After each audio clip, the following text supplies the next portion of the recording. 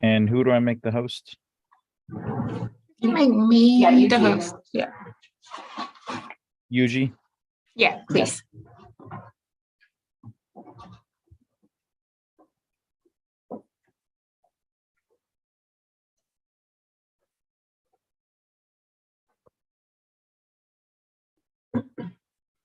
Okay, it's streaming live. I'm gonna drop off and post the link to the site. Thank you.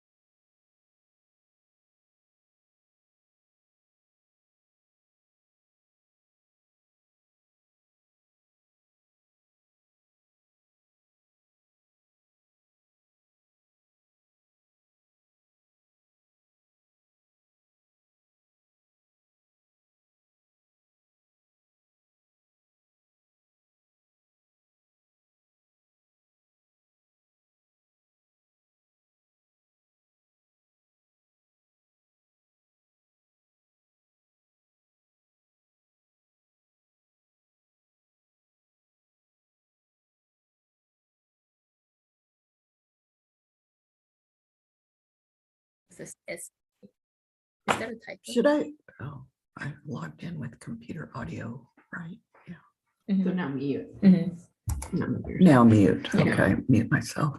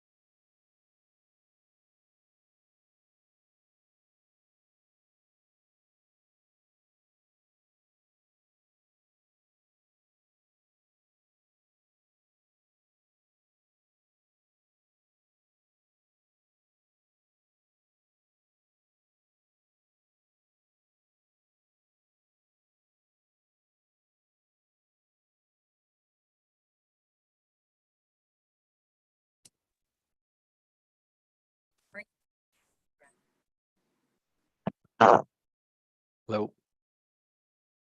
There's one. Hi, welcome everyone. Hello. Hey, Jeff. Yeah, hello. Hi.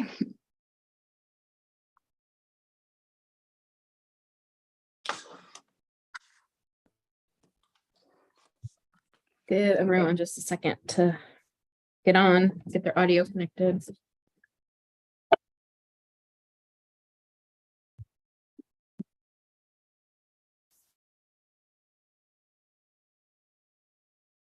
Quick look for our board members.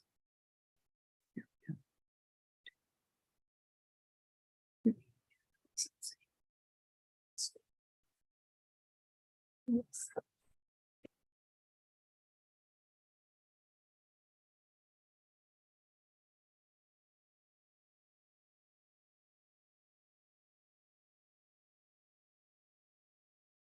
just doing a quick scan for board members before we start. Where's the Adam? Me. Celeste, Linda. Rodney. Here. Me. Happy. Teresa.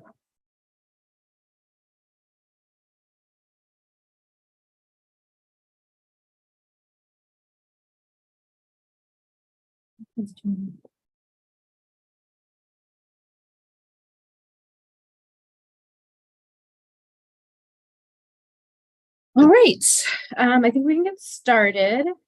Thank you all for being here today for our action-packed full agenda meeting for the Texas Education Research Center Advisory Board meeting. We'll get started. Before we officially get started, I'll take a quick roll call for board members. Rodney Andrews. Present.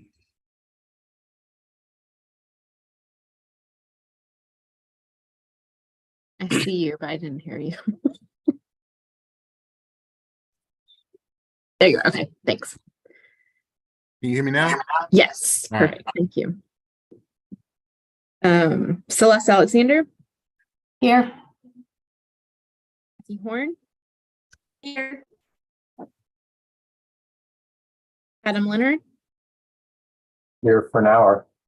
Okay, well, we're glad whatever you can get. Linda Rasta. Here. Teresa Urbazo. Not here. And Sarah Arispe. I believe she's not coming, but just wanted to double check. All right, so moving on to second item in the agenda is public testimony. There's no one registered, so no public testimony. On to item 3. Oh, before we start that, just for members of the board, we have a request to move later on in the proposals to move proposal 3 to be the first to be heard. Does anyone object to that? Just wanted to get that out of the way before we start. Okay. So we'll, once we get to that section, we'll start with proposal 3 instead of proposal 1. Thank you. No problem. All right, so starting with data 1, pull up my notes. UTD 157. Any questions or comments from the board?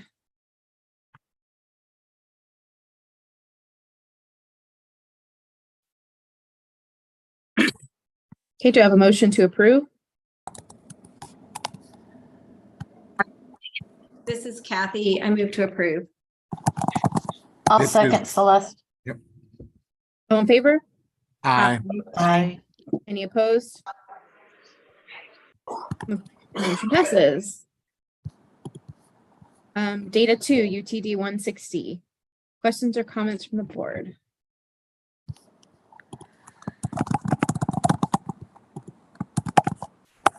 I'm gonna mute somebody.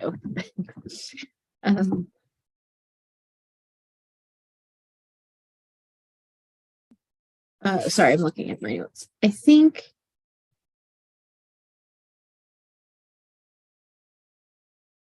my notes said that I think we should also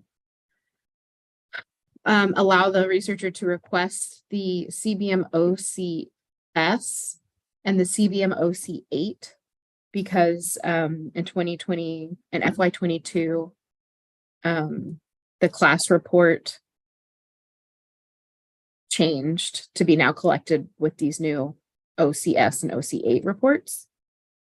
So I just wanted to put that in there and allow, we can put that in the motion, but just, I think that's probably what the researcher would need.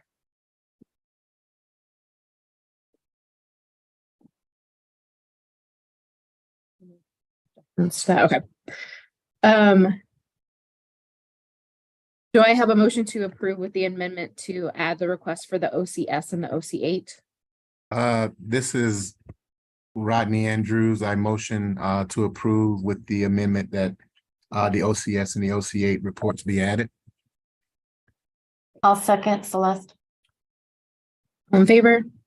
Aye. Aye. Any opposed? Great, thanks. Motion passes. UTD 161, data 3. Questions or comments for this request? Motion to approve? This is Rodney Andrews. I motion to approve. Celeste, I'll second. All in favor? Aye. Aye. Any opposed? Motion passes. Data 4, UTD 165. Questions or comments on this one?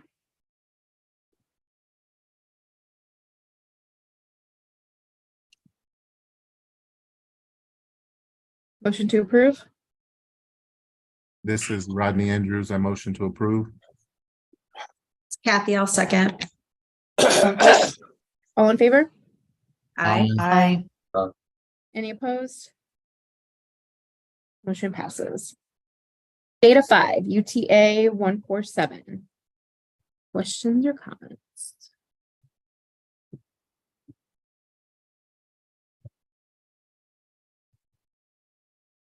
Motion to approve?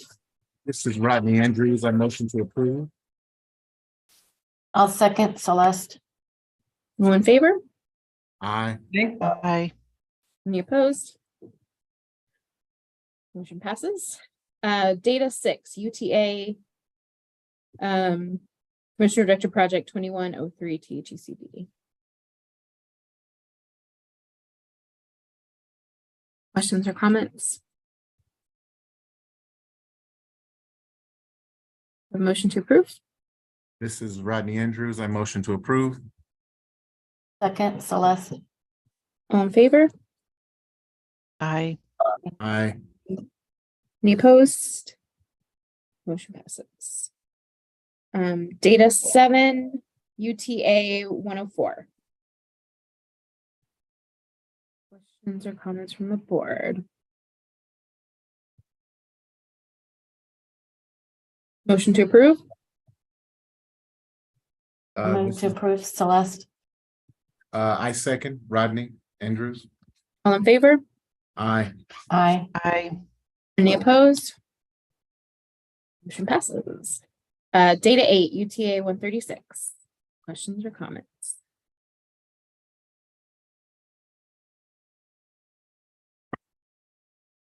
Motion to approve? This is Rodney Andrews. I motion to approve. I'll second Celeste. All in favor? Aye. Aye. Any opposed? Motion passes. Data 9, UH030. Questions or comments? Yes, I noticed with this one, it had a due date of 12/9/22, and it didn't show an extension date, and they weren't asking for an extension. I believe we asked for an extension, I think it would have been 2 meetings ago. Yeah, I wasn't sure if maybe an extension had been granted, but that just wasn't on the form. So I just wanted to clarify that. Thanks. Thanks for bringing that up. Yeah, but we do have record of an extension.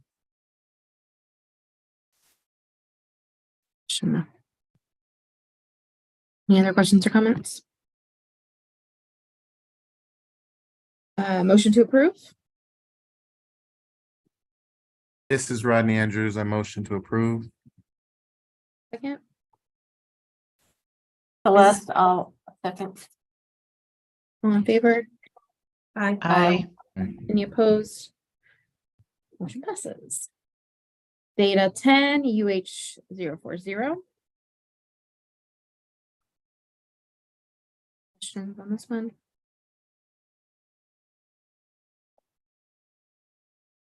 Motion to approve. I motion to approve Celeste. I second Rodney. All in favor? Aye. Aye. Aye. Any opposed?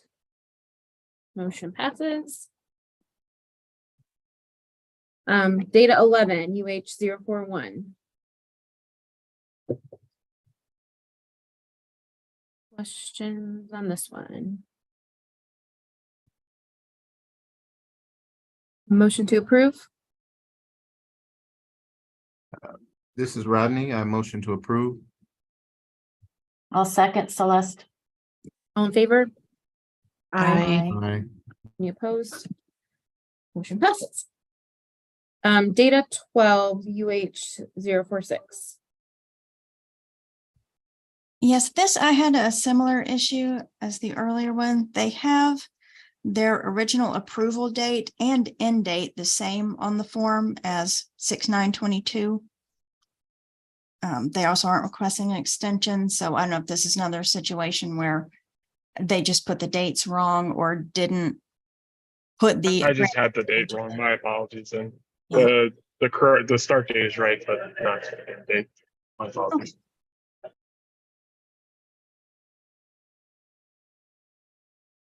So I have in my notes, the end date should be 6/9/2024. Is that correct? Yes, that's correct. So we could do a motion to approve with the amendment to fix the end date. There are no other questions.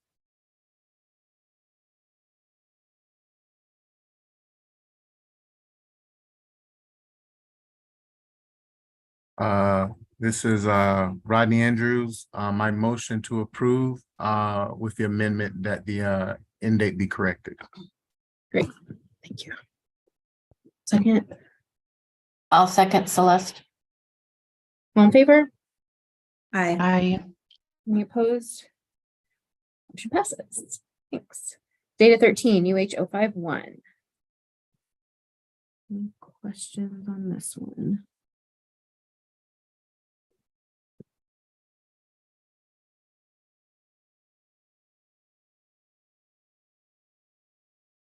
Motion to approve.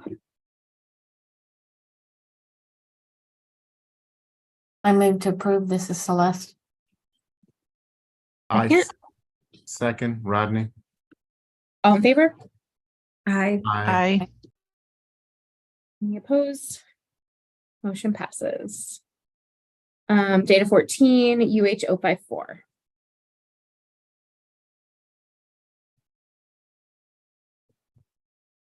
Questions or comments? Have a motion to approve. I motion to approve Celeste. Second Rodney. All in favor? Aye. Any opposed? Motion passes. Look at us go. All right. Item 4, consideration and possible action to approve additional data requests and extension requests. Okay, so data 15 and extension 1, which is UTA 105. Any questions or comments from the board on this one?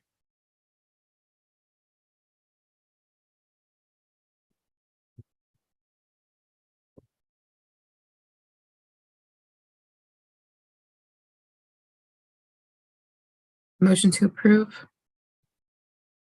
This is Rodney Andrews. I motion to approve. This is Kathy. I can second. All in favor? Aye. Aye. Any opposed? Motion passes. Data 16 and extension 2. This is UH043. Yes, I saw that they're asking for a 4-year extension, but I thought we could only grant 2 years at a time. Is that correct? I don't think that's necessarily a policy that it can only be 2 years at a time. I think that's, correct me if I'm wrong, other members of the board. I think it's The standard, but. standard, but Right. yeah, The norm. It's the the norm. That's a Right. better word. Yeah. Right. Okay, thanks. No, thanks, Angie. These are good Yeah. things to clarify. Yeah, well, and I'm still learning too. Yeah, it's okay.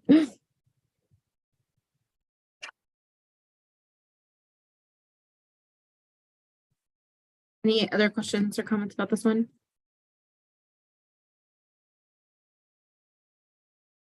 To the motion to approve. This is Rodney Andrews. I motion to approve.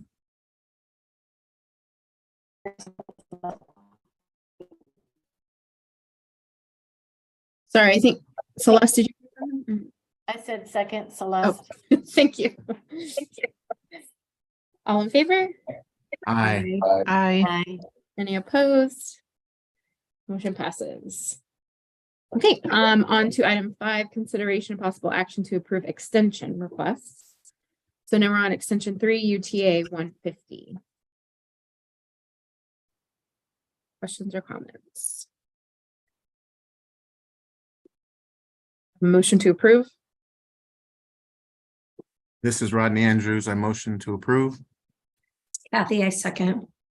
All in favor? Aye. Aye. Aye. Any opposed? Motion passes. Now extension 4, UH045. Questions from the board?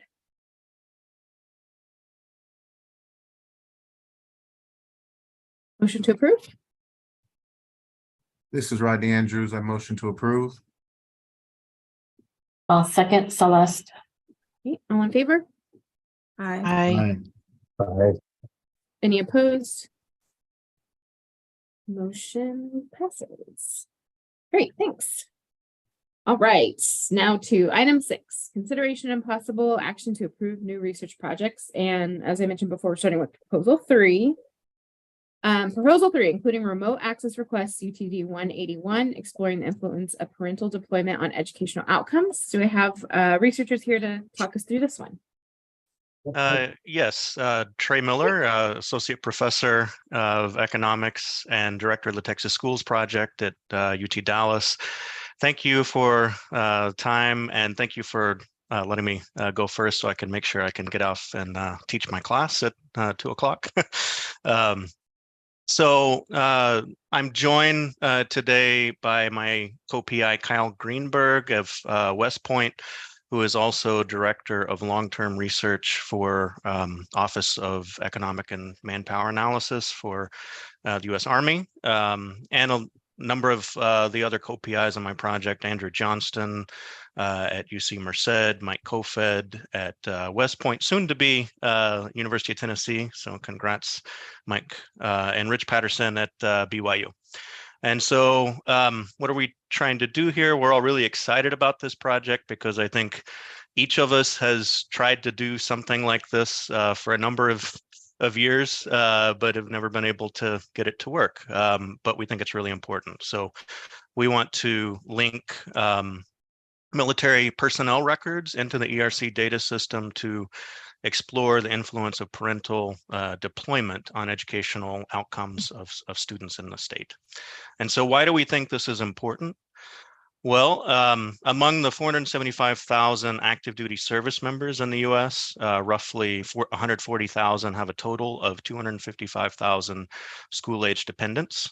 Between 2003 and 2011, an average of 18% of active duty Army service members with school-age dependents were deployed to Iraq or Afghanistan on a typical day, suggesting that many children experience the deployment of their Army parent while attending school.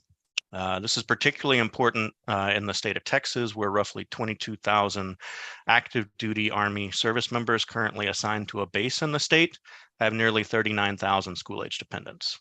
So the vast majority of these dependents in Texas attend the state's public school system. The implications of parental deployment on student educational trajectories is just not well understood.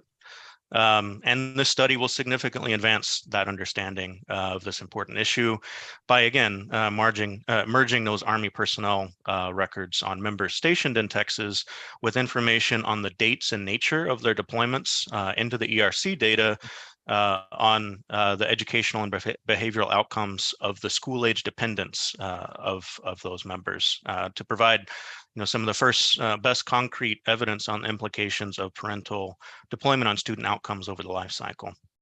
The research will identify the types of deployments that are most detrimental to students and pinpoint areas and times when student and family supports and other interventions may be particularly beneficial.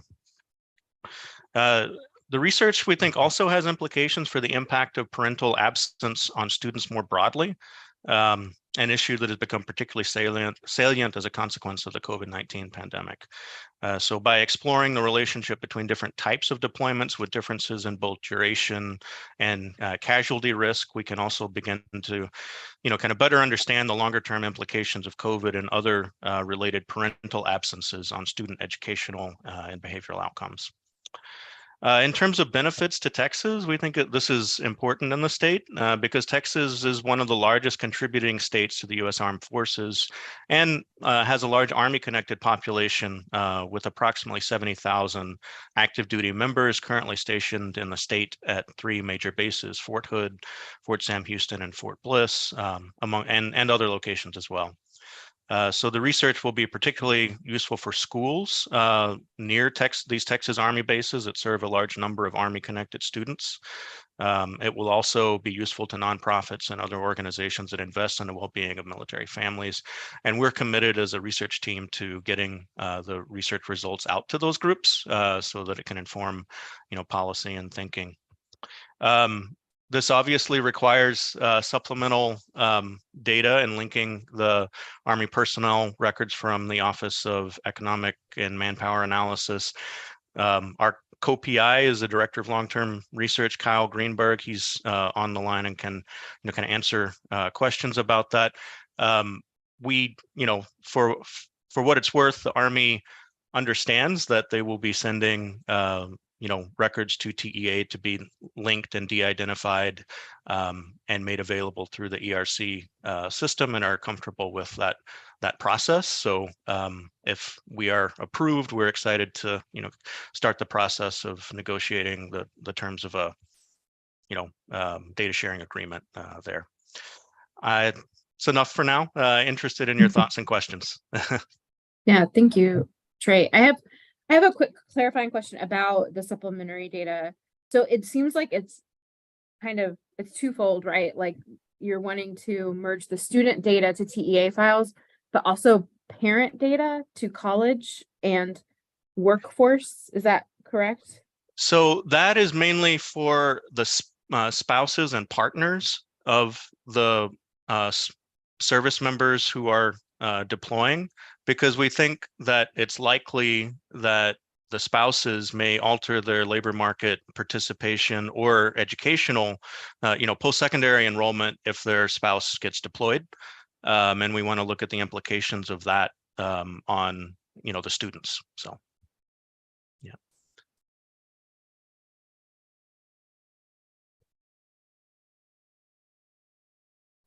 Any other questions or comments on the board?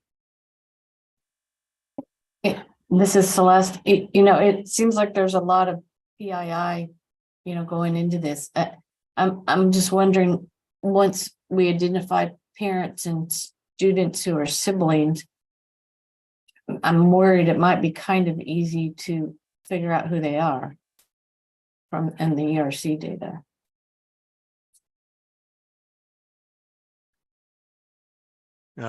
Trying to think through, how that would be possible. We would know, I guess, who, but we would know that their parents were deployed and when, and not sure we need to know whether they are siblings. If they are, I'm not sure if that's, I'd have to think through. I think our team would have to think through whether that is necessary, but whether that identifies an individual, we will, all of the data, if it's taken out, will go through the FERPA reviews. So that's the other thing. So, yeah. No, but also, I mean, I'm sure if this is approved, as we move forward, we'll see like the full data dictionaries of what would be coming over to TEA for linking, or THECB for like the parent linking to college. So that's when I think we might have more discussions about whether some of the characteristics that are in the supplementary data. All right, but I'm sorry, I'm talking slowly because I'm also thinking through Yeah. the connections, because you would want, so you're saying like not the sibling issue is not. May not be. I'm not Yeah. sure if the parent is The important. parent link is important. Okay. Yeah. Yeah. In terms of, identifying whether they alter their labor market participation and maybe post-secondary enrollment. Right. Yeah. And is the data, you mentioned the data is coming straight to like the agencies. It's not something that the researchers are getting first from the Army. Okay. We would not be getting the data. Yeah. Okay. It would need to go straight to TEA. Yeah.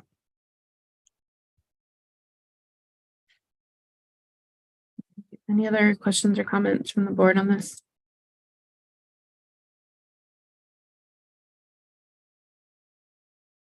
I just want to make a comment that I think this is all the studies are very interesting. Always.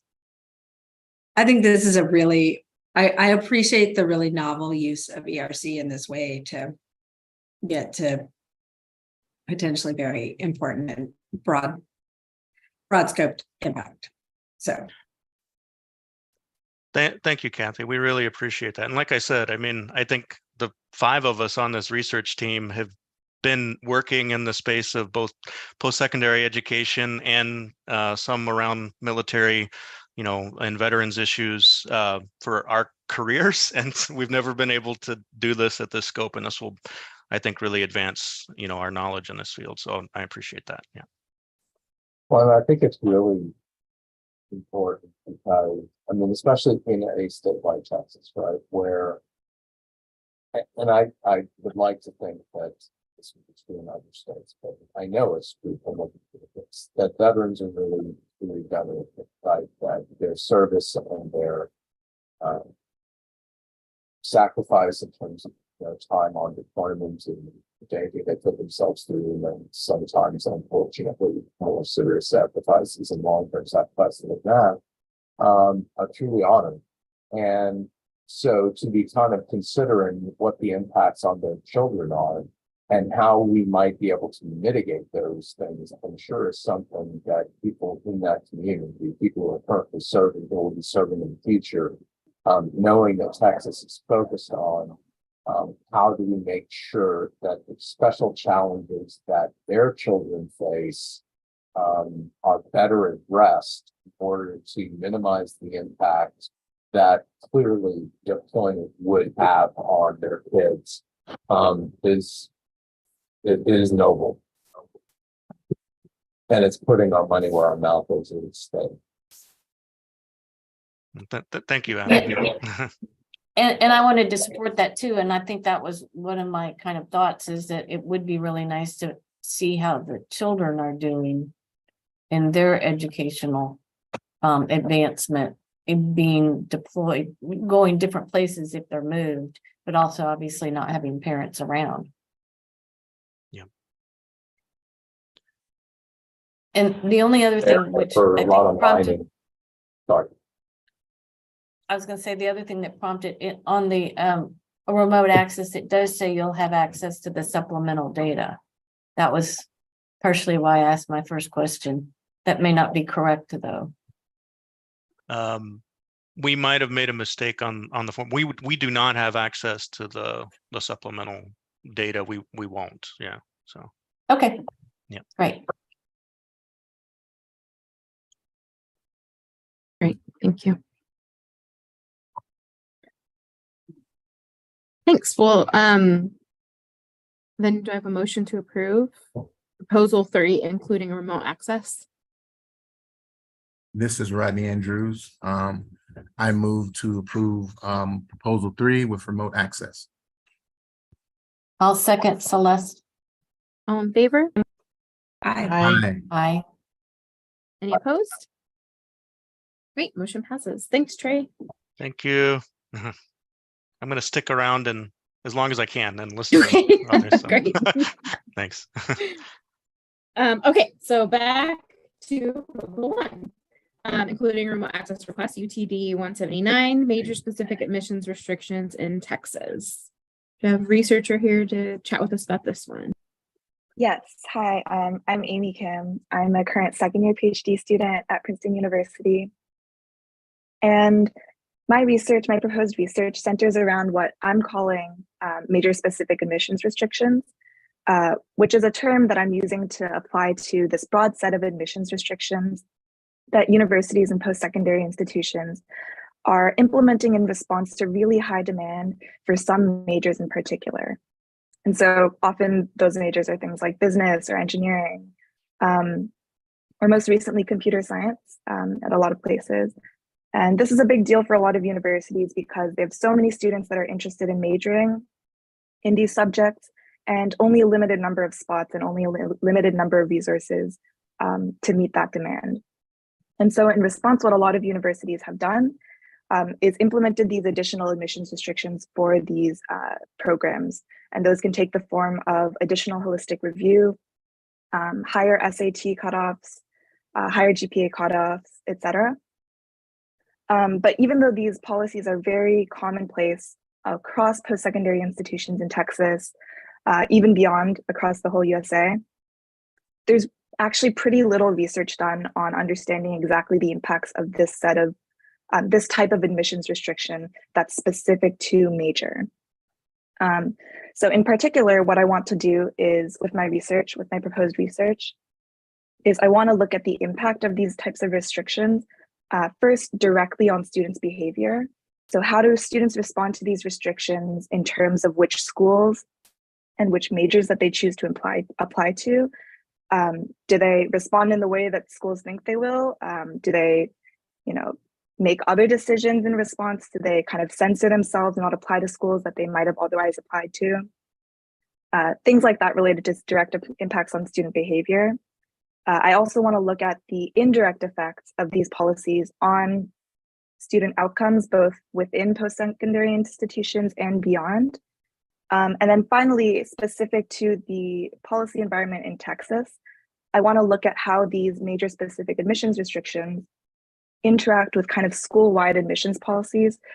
For example, I mentioned in my proposal, the Texas top 10% policy, which although it guarantees admission for the top 10% of students to a certain set of schools, it doesn't guarantee admission to the major of their choice. So a lot of students are forced to make this trade-off between maybe being able to go to the school they want to, but not necessarily being able to choose the major that they want to. So an additional part of this project is that I want to look at how these two forces interact, what students do in the face of this kind of decision, and then how that affects their future outcomes. So overall, I believe that this project has really important implications for schools and policymakers in Texas. As kind of major demand grows unpredictably, as we've seen for computer science in recent years, I think it's very important to know what the best way to deal with a really high demand for a limited number of spots in schools is. Also for students, I think it's important to have as much information about what best predicts student success as possible. And so for those reasons, I think that I think for these reasons, I think that this project would be beneficial to Texas. And yeah, I would look forward to hearing any questions anybody might have. Great, thank you. Any questions or comments from the board for the researcher?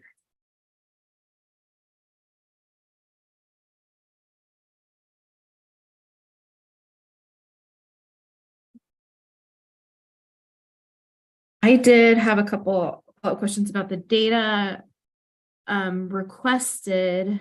So for some of them, I'm really mainly focusing on the higher ed data. For one, what is, you mentioned starting in 2000, looking at changes in these policies, but you're requesting some data, like TSI data, for example, back to the 90s. What is the need for that, if you could explain that? I think that I was specifically going to look for, so I mean, the first part of this project has to do with collecting information on when these major specific admissions restrictions kind of happened. And so for now, I think the scope of my like personal abilities, I'd like to focus on maybe like the past 20 or so years. If I have more data on previous years and if I can find more restrictions that go back, I think it would be great to expand the data set or like the time period that I'm looking at, which is why I requested. I'm happy to alter the request if that's outside the scope. Not necessarily. I just wanted to hear your thoughts on or how it would be used. The other question on that is, do you need, I mean, this is, you would know more about this than I do, but are there similar programs like you're describing in privates and career schools? Because I notice you're also asking for data for more than just the public schools. So I think I'm going to be focusing on the public schools, but in terms of the private school data, I wanted to see like that. I wanted to use that as kind of an outside option, right? Whether students who are maybe planning on applying to these public schools, but are like limited by major selection, maybe instead pivot to apply to private schools, et cetera. So seeing inflows into those private schools, I think would be helpful for the data. Yeah, I appreciate your. Yeah, of course. Thank you. Thank you. Other questions, comments from the board?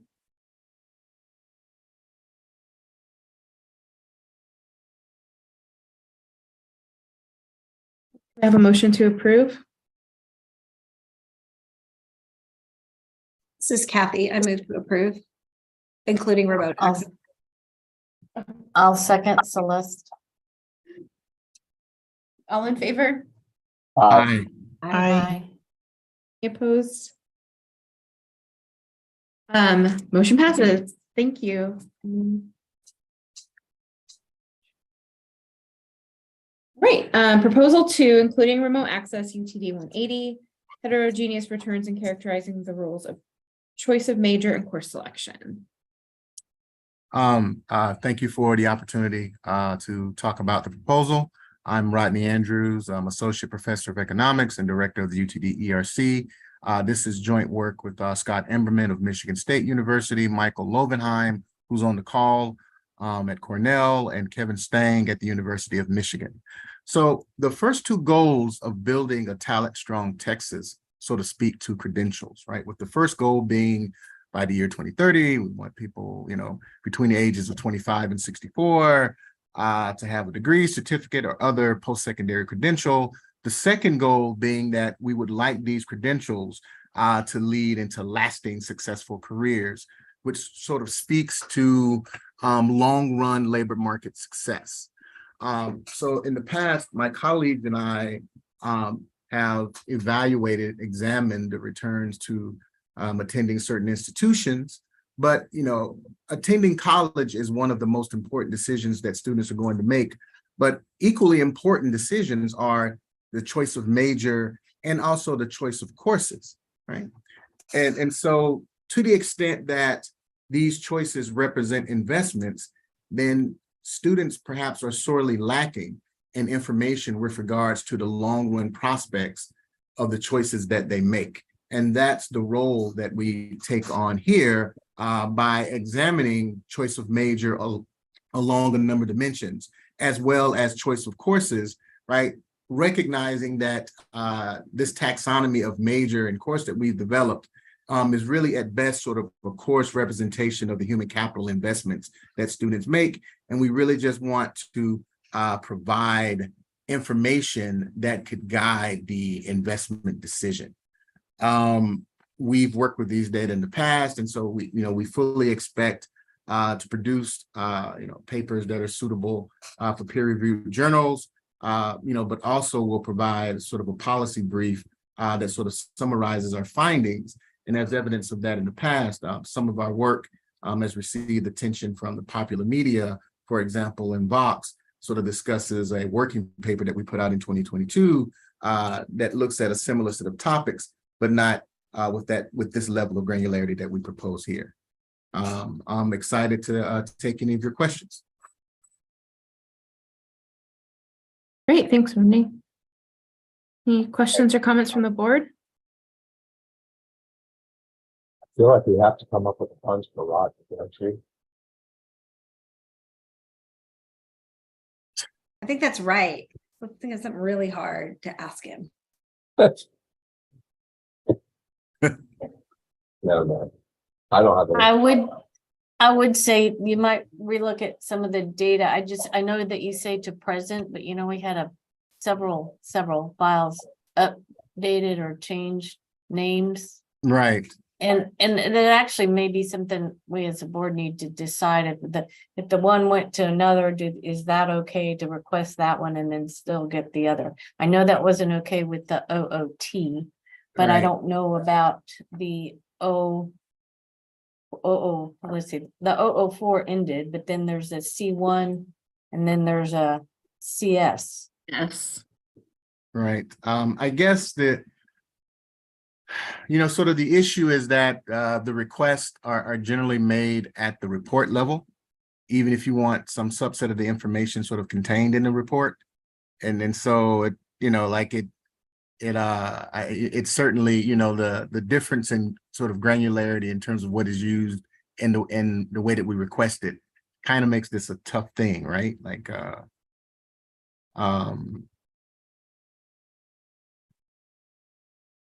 For good measure, I think maybe it would be good to add the OCS.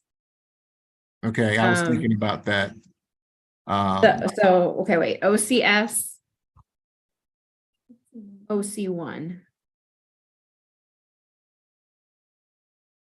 And then the other issue is the course roster. If you did request course completion, but if you want it past 2020, then you'll need the course roster there. Okay.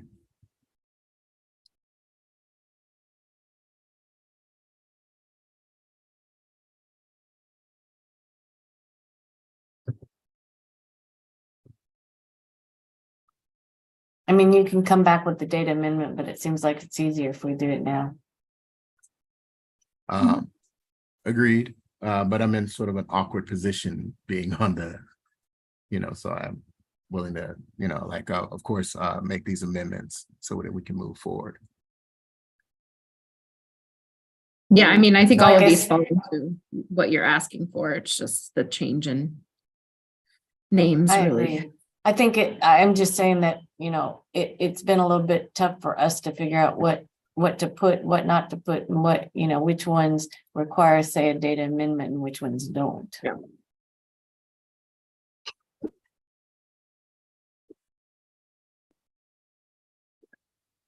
Well, if there are no other questions or comments, then do I have a motion to approve proposal 2, including a remote access request with the amendments Yes. of the addition of OCS, OC1, and course roster? Yes, Celeste, I propose that with the amendments to accept it. The second, This is Kathy, I'll second. great. All in favor? I Aye. Any opposed? Motion passes. Thanks, Rodney. Thank you very much. Okay, moving on to proposal 4, including a remote access request UTD 182, the effects of community college tuition subsidies on college enrollment and exploration of the importance of heterogeneity. Hi, this is Isaac McFarlane. Yeah, thanks for considering my proposal on the effects of community college tuition subsidies. So basically, what this proposal gets at is that, well, one is like community colleges in most states are funded by like 3 sources. Tuition revenue, of course, state appropriations, but in a majority of states, they're also funded by like local appropriations. And these local appropriations come through property taxes. An important like policy or disparity that's created by these local appropriations is that often we find students in Texas and a lot of other states may live in the same school district or possibly the same high school attendance zone and attend the same high school, yet face dramatically different prices and the tuition sticker price faced at the local community college. So for example, in 2022-23 school year for Houston Community College, to attend full time, if you're in district, it's about $2,500 for 30 credit hours and mandatory fees. But if in certain neighborhoods, if you live across the street and you don't live in any college taxing district, you can face a sticker price that's about $3,000 higher. And so what this proposal does is it gets at basically what are the consequences of that.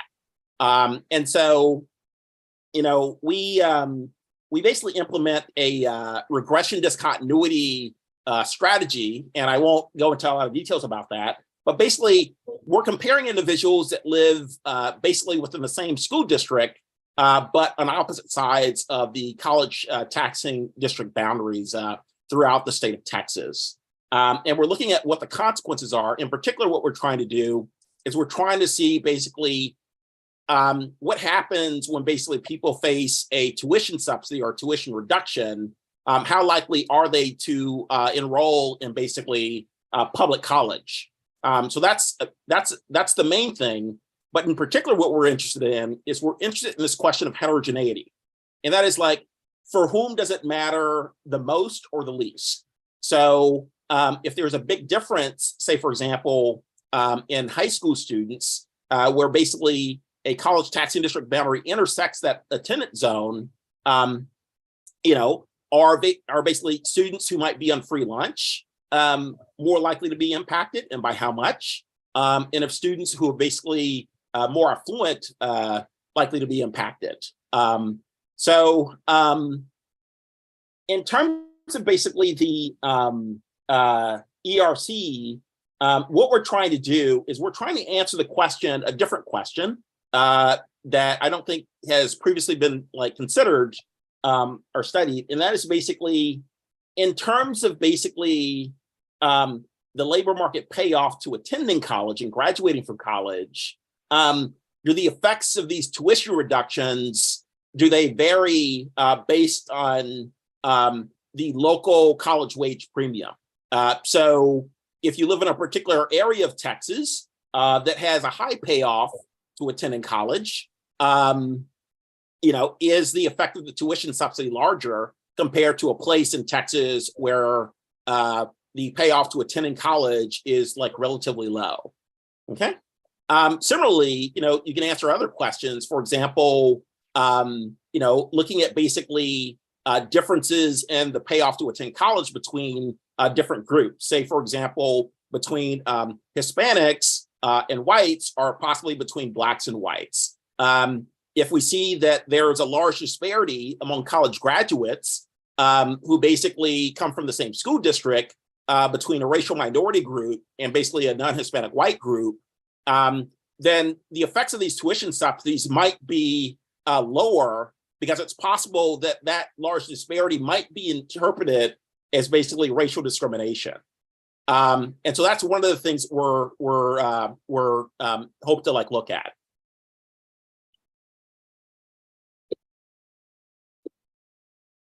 Great, thank you. One thing, you're right. This is one other thing. And so in terms of the policy significance of this, I think that this goes to basically it provides some pretty credible evidence on whether or not college taxing districts should be expanded or not, and what the consequences are with respect to basically whether or not they are in fact expanded. Yeah, thank you. So the thing that's so different about this also, I mean, not just the topic and the kind of novel idea of how to look at this, is taking aggregate data from the ERC and taking them to another. I'm sorry, you're breaking up a little bit, but Oh, I think I heard you sorry. say taking aggregate data from the Yes. ERC. From the ERC to are you taking it to an RDC for the census? Exactly, Or a how- census research data center. And Yeah, so yeah. so I would love to hear a little more detail about like what exactly, like at what unit would it be merged at, you know, what kind of variables would be in the RDC data, that kind of thing. Okay. So basically, the main goal is to produce aggregate level statistics at the school district level. Okay. So basically, you know, these aggregate level statistics would be based on at a minimum hundreds and hundreds of observations, and most likely thousands of observations. You know,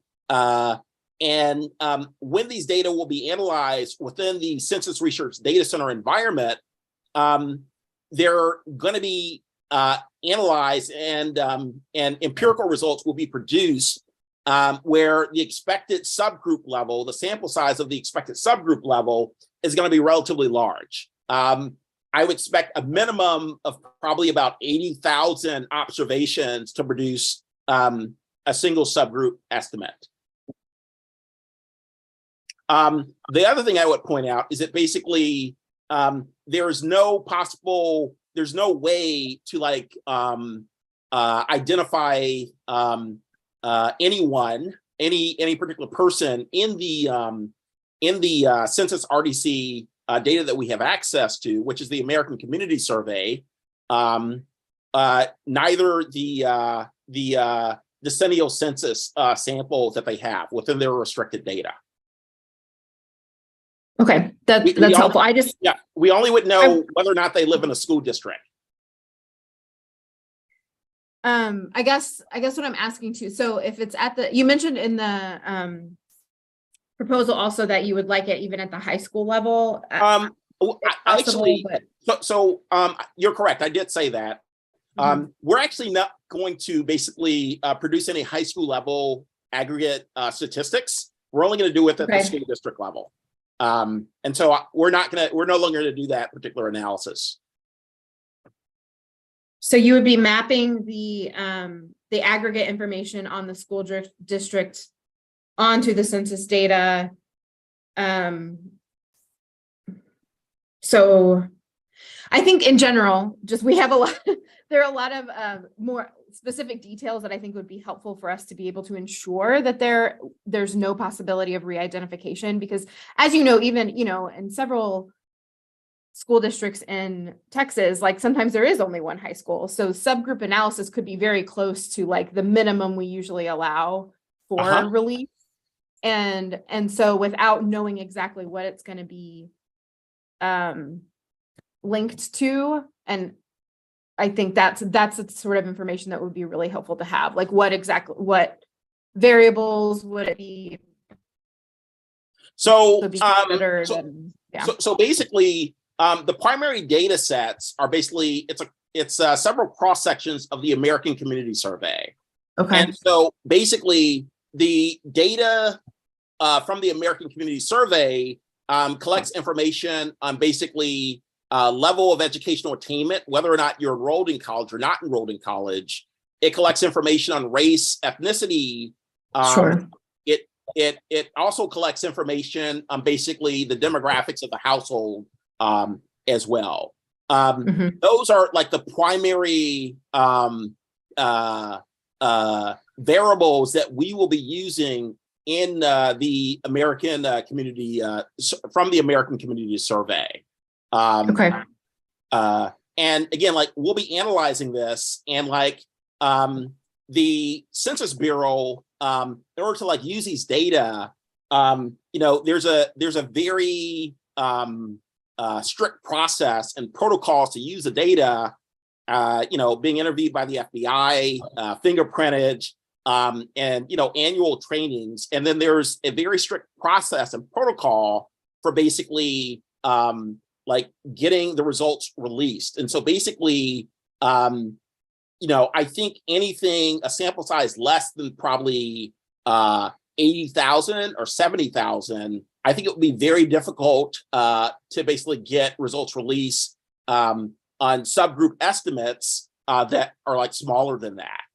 But that's from the census group. But in the meantime, you would have the ERC data within the census RDC to do the matching. I don't want to, I want to let anyone else on the board if they have other questions. I noticed that Linda Rosca from TEA mentioned something too.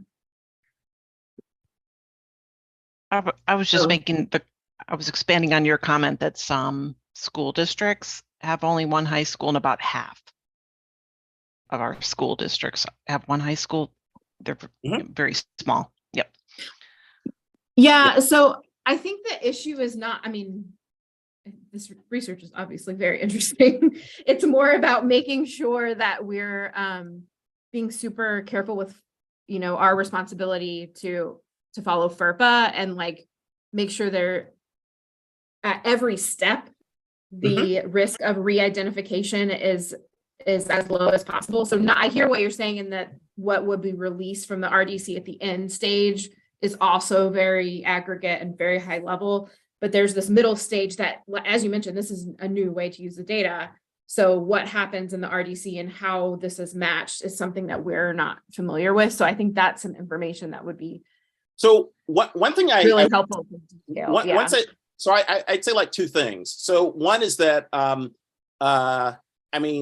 this is such analyses have been done before using publicly available data from like either the TEA website or basically the coordinating board's website that has information at the school district level and like taking that aggregate level data and linking it to other data to do analysis. Yes. So there's some precedent for that.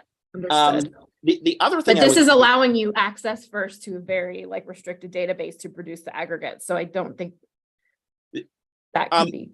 The other thing I would say is that basically any aggregate level data that comes out of the ERC will be FERPA compliant. I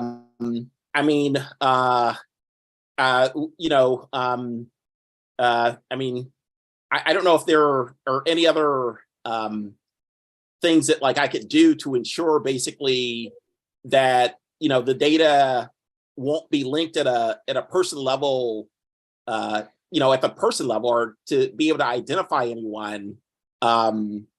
Sure. I'm not saying that and you were very clear in your proposal, so I appreciate that it wasn't at the individual student level. I think it's just that, even when people are taking the FERPA compliant data and turning it into a dashboard or something where it's going to be manipulated in some way, we usually have to add some sort of stipulation to the proposal, like, oh, somebody has final say. Yeah. And in this case, it's not just about like taking the output, rearranging it a little and putting out there. There's this extra step that we are unfamiliar with as a board, which is putting it into the census research data RDC. Yes. And so I guess I'm wondering, is there anything that I could do? What can I do to assure you that like there will not be any identifying information?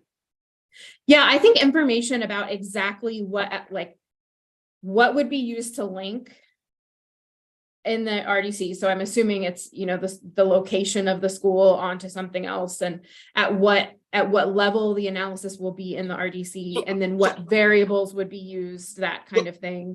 So we're actually not using any like school level data. Where the data are based on like geography, and so it's geography at like the school district level. Okay, so if it's but it's based on the students who are enrolled in this school district, so you don't know where they live though from our data. No, we do not know where they live. We just know that they basically attended and graduated, say, from a particular school district. Right. Right. Yeah, that's helpful. Any other questions or comments? I don't want to monopolize this. These are just the thoughts I was having as I was trying to like follow the path of, of the data. Yeah. The one other thing that I would say is like when we analyze these data, like within the census RDC, we'll be analyzing the data over probably somewhere between like a 15 to 20 year period. So the samples are going to be like when we produce a result, it's going to be based on data from at least 15 years, not like a single year. That's really helpful. Thank you. So Our expected sample is probably about like maybe somewhere between 700 and 8,000 individuals. Yeah.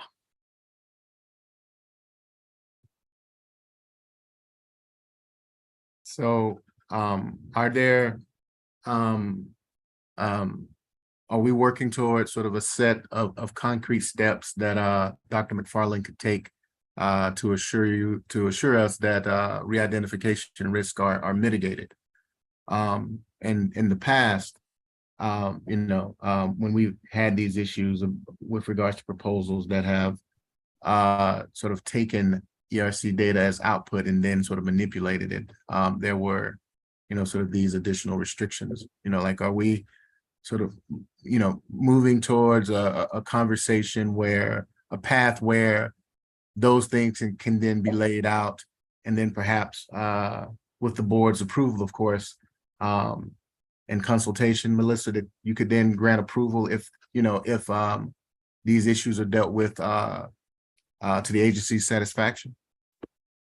I mean, I think so, but I want to hear from other members of the board, because I mean, this could just be me, but yeah, I want to. I mean, the other thing I would say is like, I would never do this, but the consequences of basically disclosing certain information, having special sworn status from the U.S. Census Bureau, are very, very severe. Yes, totally understood. I had a question about, you had talked about the geography and using census blocks to merge with the school district data, if I understood that correctly. And I was just wondering how that was going to work. Are you using school district boundary information and maybe the census blocks within? Right. So we basically have for the entire state of Texas and for the country, we have basically school district boundaries, for every school district in Texas, provided by the U.S. Department of Education. And so those are, we also have them from like TEA as well. And so those are the shape files that basically we use to basically identify whether or not someone, at least within the Census RDC, whether or not someone is located within basically a particular school district or a particular community college taxing district. Yeah. So that's how you're planning to attribute outcomes or output or whatever's coming out of this to a location. It's not to specific students necessarily. It's if I'm sort of understanding this or not. So the college taxing district boundaries basically affect individual students, but it's at like, an aggregate level. It would be easier to show you a picture of what's going on, but I know we don't have time for that. Or maybe we do, I don't know. I think he's, essentially imagined that a set of students in the same school, K through 12 school district, but are in different community college taxing districts. Or one is in a college taxing district and the other is not. Right.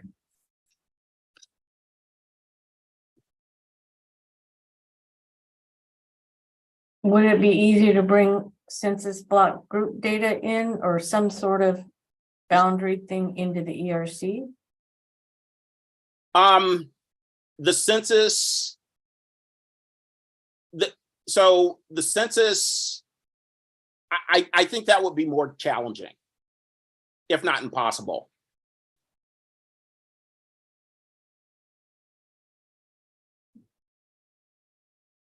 Yeah, I mean,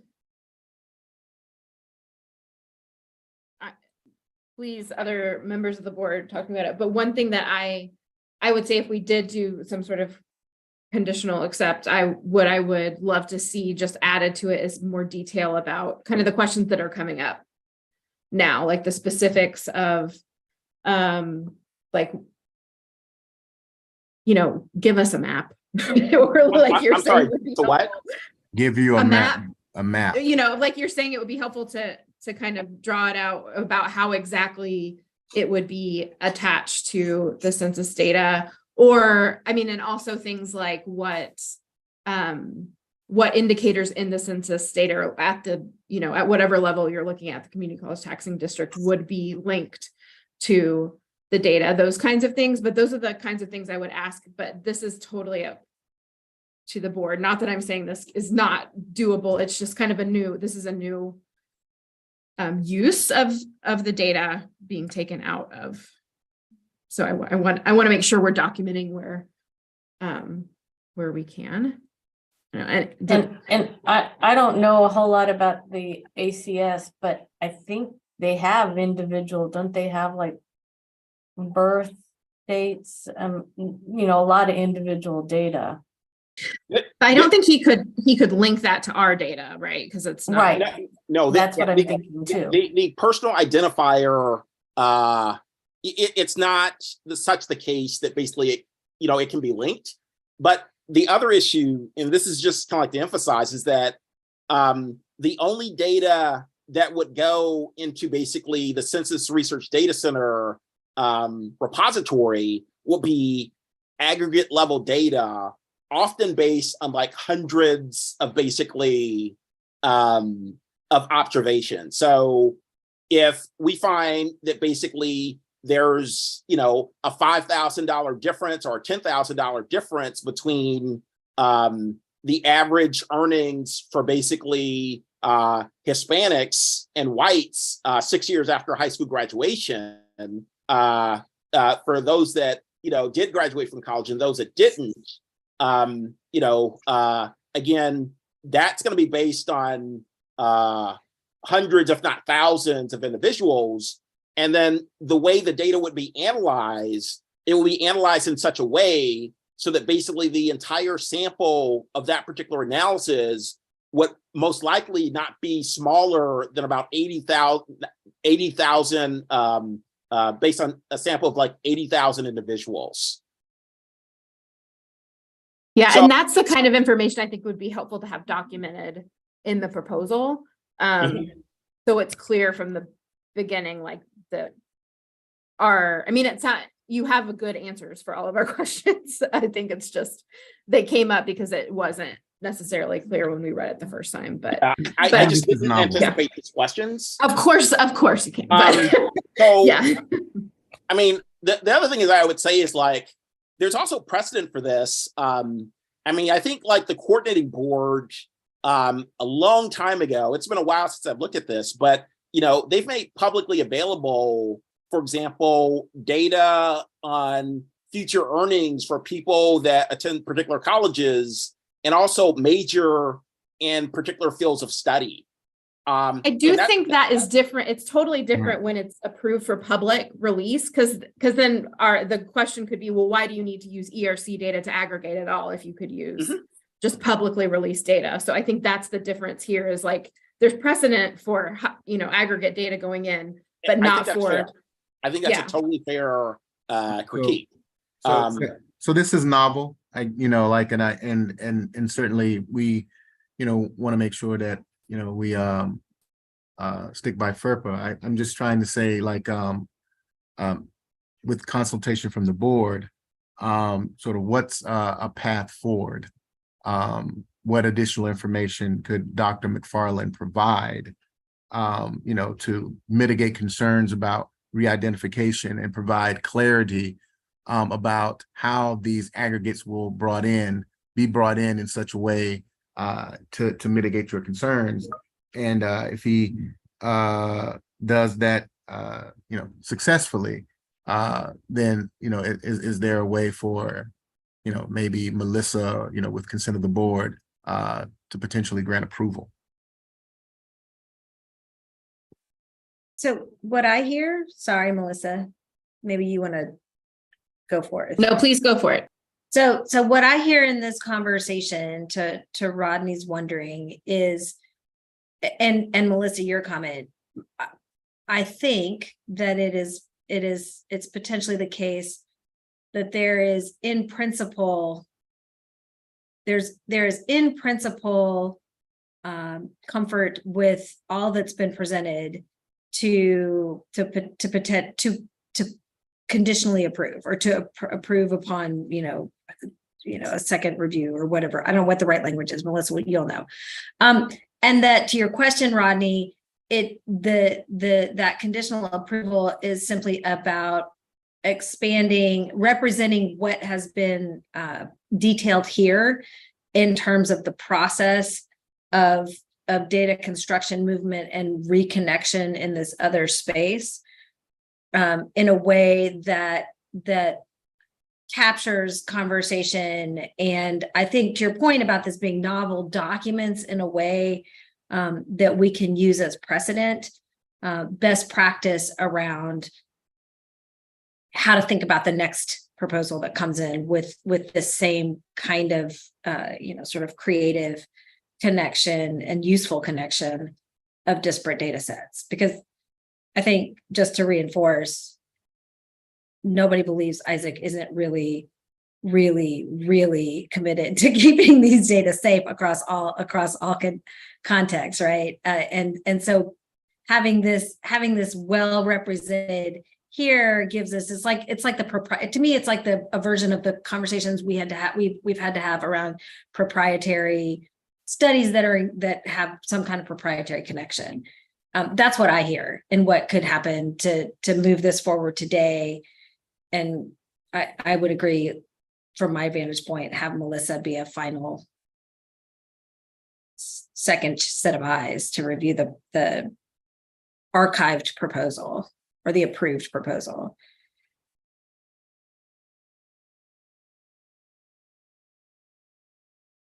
Any other thoughts on that? The only other thought is what's written in the proposal that you, Melissa and Linda, mentioned, that it does state high schools, and that might be too small. Yeah, and that's only given even right, if there's only one African American in a small rural high school, something like that, which obviously would be masked, but yeah. I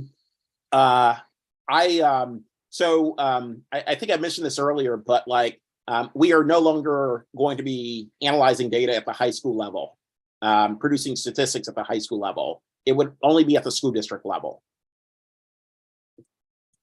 Yeah, no, I get that. And I agree with that. We would just need it taken out of the proposal that's approved, I think. Okay, that can be done. Yeah, I think that'd be helpful. Any other thoughts? I mean, I can make a motion to, board members, please speak out. We do have the option to do a motion where I wrote this down. I always have all the different types of motions in front of me, because I can never remember. Motion to conditionally approve subject to chair's final approval. That's one of our options. And how we've done it in the past is, we still send it out to the board for input, but the final, I can make the final approval. So we can still do it that way. But just wanting to make sure this is okay with everyone. I mean, we can put it forward and you can say nay in the vote if you want, but also we can just discuss it before I make a motion. And this is just an added extra tidbit.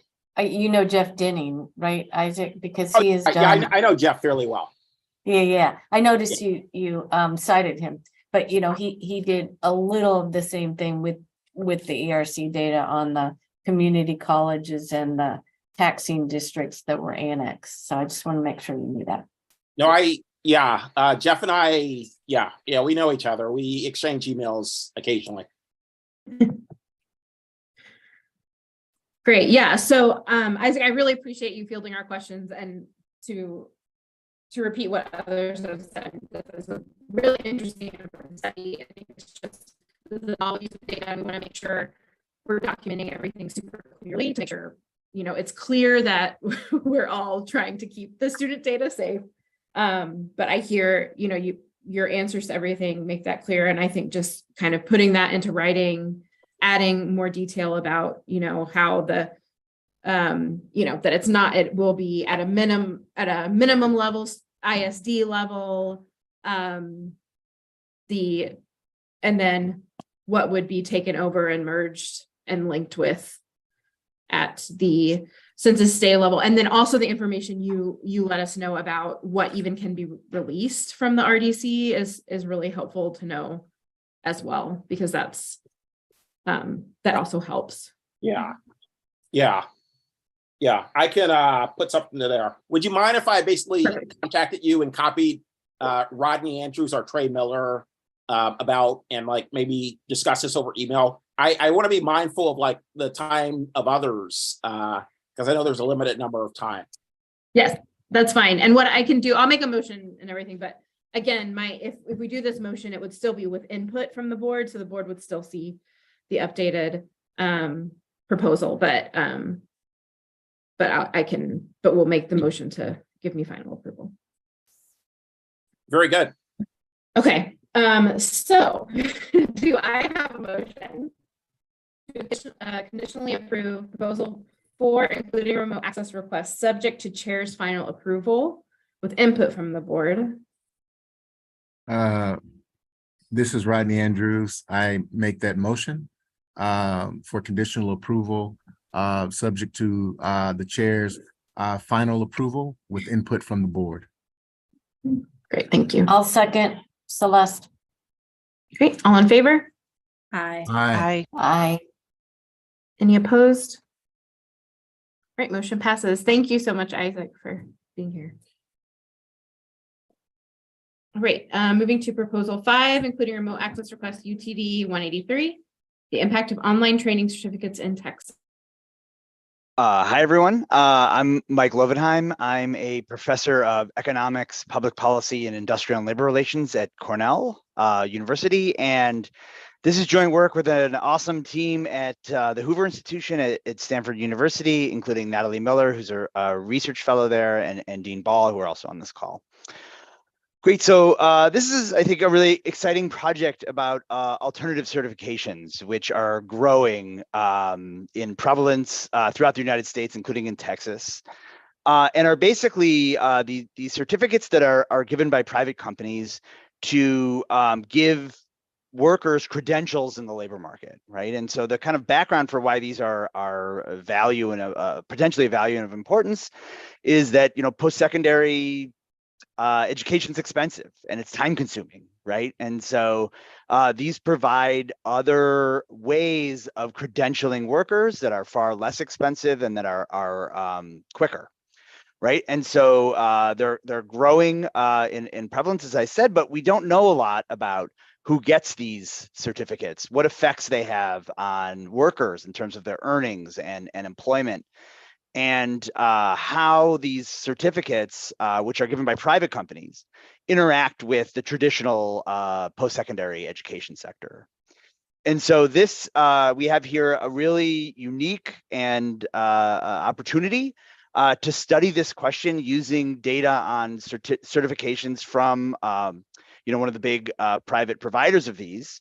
And linked with the ERC data, we can explore kind of all of these questions, right? Say, who's getting these certificates? How do they affect employment? How do they affect earnings? How do they interact with traditional educational enrollment or attainment in the post-secondary systems? Right, and so our goal here is we're going to produce both an academic paper and executive summaries that will recommend for kind of actionable improvements for education in Texas. And this project, in the terms of the benefits to Texas, aligns with Texas's strategic plan, Building a Talented, Strong Texas, and the True Grant Program. And in general, I think this is of interest to Texas because it gives us kind of information on another way to generate skills that might be of value in the labor market to employers and to workers. All right, I know we're running short on time, so I'll stop there, but I'm happy to take questions. And again, thanks for having us here. Great, thank you. Oh, sorry. I'm sorry. Oh, Let yeah. me just add one more thing. This obviously requires us to link data to the ERC. Sorry, I meant to. So we have approval from the company to do this, and it will be done in a way that's going to blank the data to us once we get it, and we won't have access to the original data, so that we can't re-identify people once we have it. So I think the identification risk is very manageable here because we're not adding that much information to this. It's just whether you got a certificate, when, and in what area. Right, thanks for that clarification. Questions?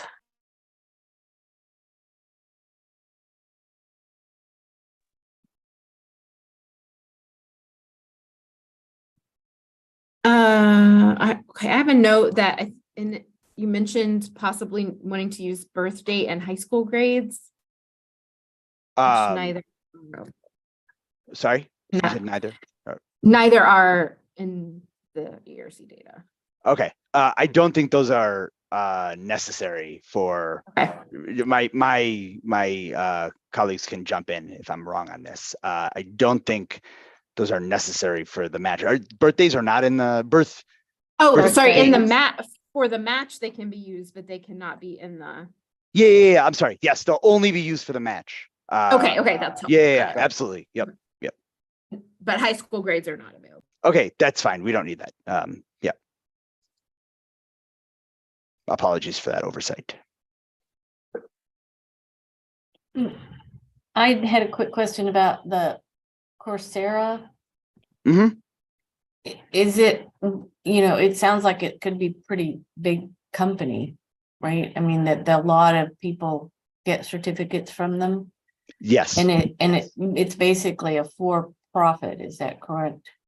Yeah. Okay. Clarification.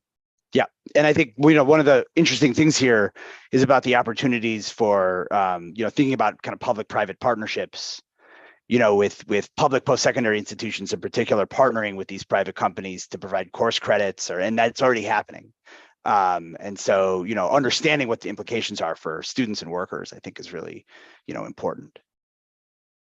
Are you able, in the data you're getting, to know if it is the credential they received is part of a program? Because I know, for example, I've heard some of the UTs are doing partnering, and along the way to a bachelor's degree, they're getting. Yeah, we can. Are you able to tell? Okay. Yeah. Natalie, correct me if I'm wrong, but yes, we can, and that's one of the things we're interested in looking at. Yes. Is is it when they're parts of programs, does it have different effects than when people just get them, on their own? Absolutely, that's my understanding as well.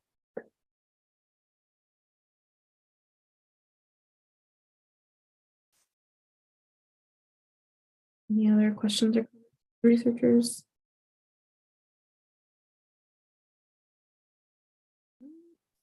A motion to approve proposal 5, including remote access. This is Kathy. I move to approve.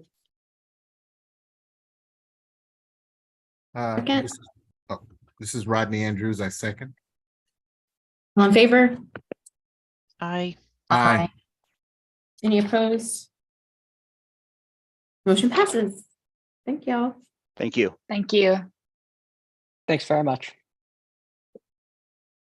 Okay, proposal 6, including remote access request UTA 209, disaggregating the effects of grant aid implications for the consequences of merit standards. Hi, I'm Michael Galperin. I'm a PhD student in economics at the University of Chicago. I'm really grateful for the chance to go before the board today. My project studies the impact of grant aid on college students' attendance decisions and their outcomes. And to study this question, I plan to use the context of the Texas grant, which is the state's largest flagship, need-based grant program as a source of variation in grant access to students to help me study that question. Ultimately, the goal of the project is to try to draw some lessons about the optimal design of these grant programs. Many states have these kinds of grant programs to fund students' educations, but a commonality is that they have to make sort of hard choices about who to fund. And so usually the way that works is that there's some sort of allocation rule to decide who does and who doesn't get a grant. For example, there could be a need-based allocation rule where the grants go first to students with high financial need, or a merit-based rule where the grants go first to the most talented students. And so if states have to make these hard choices, how should they do that? A reasonable goal for a policymaker to have would be to allocate the grants towards students who stand to benefit the most from getting a grant. But knowing who those students are is a difficult and an empirical question. For example, some students might attend a college just because they got a grant. Like if they hadn't gotten the grant, they wouldn't have attended a four-year school. In my proposal, I refer to these students as induced attenders. And for those students, the benefits from getting a grant come from the fact that the grant shifted their college choices, as well as the direct financial support that they got. On the other hand, some students who get the grants would have gone to college even in a world where they didn't get a grant. And in my proposal, these students are referred to as always attenders. That doesn't mean that the grant doesn't benefit those students. For example, they might not have to take out as much in loans, or they might not have to work during school. But the benefits to those students may differ because the difference in outcomes might be larger potentially for students who are only able to go to college because they got a grant.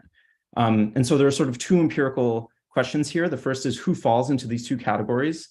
That is, among the grant recipients, who was induced to go to college because they got a grant, and who among them would have attended college even if they hadn't gotten a grant.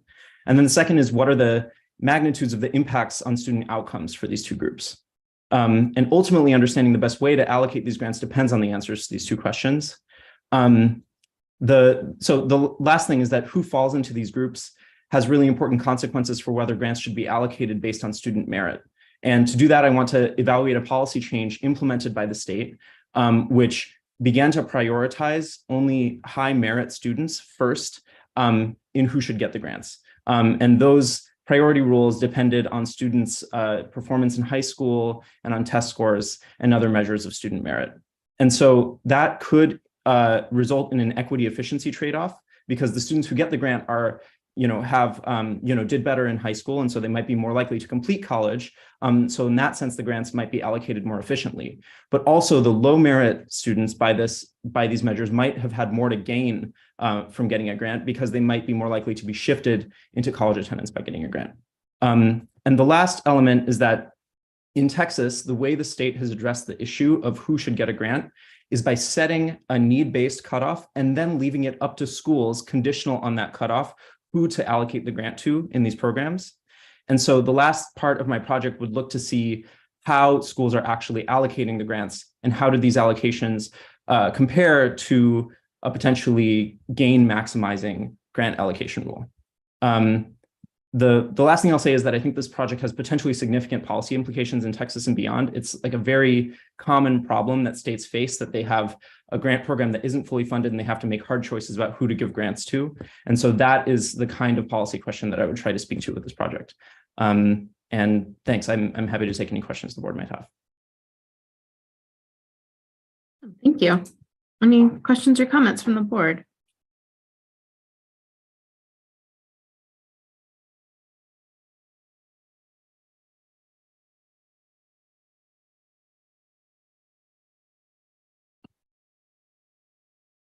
Right, do I have a motion to approve proposal 6, including remote access?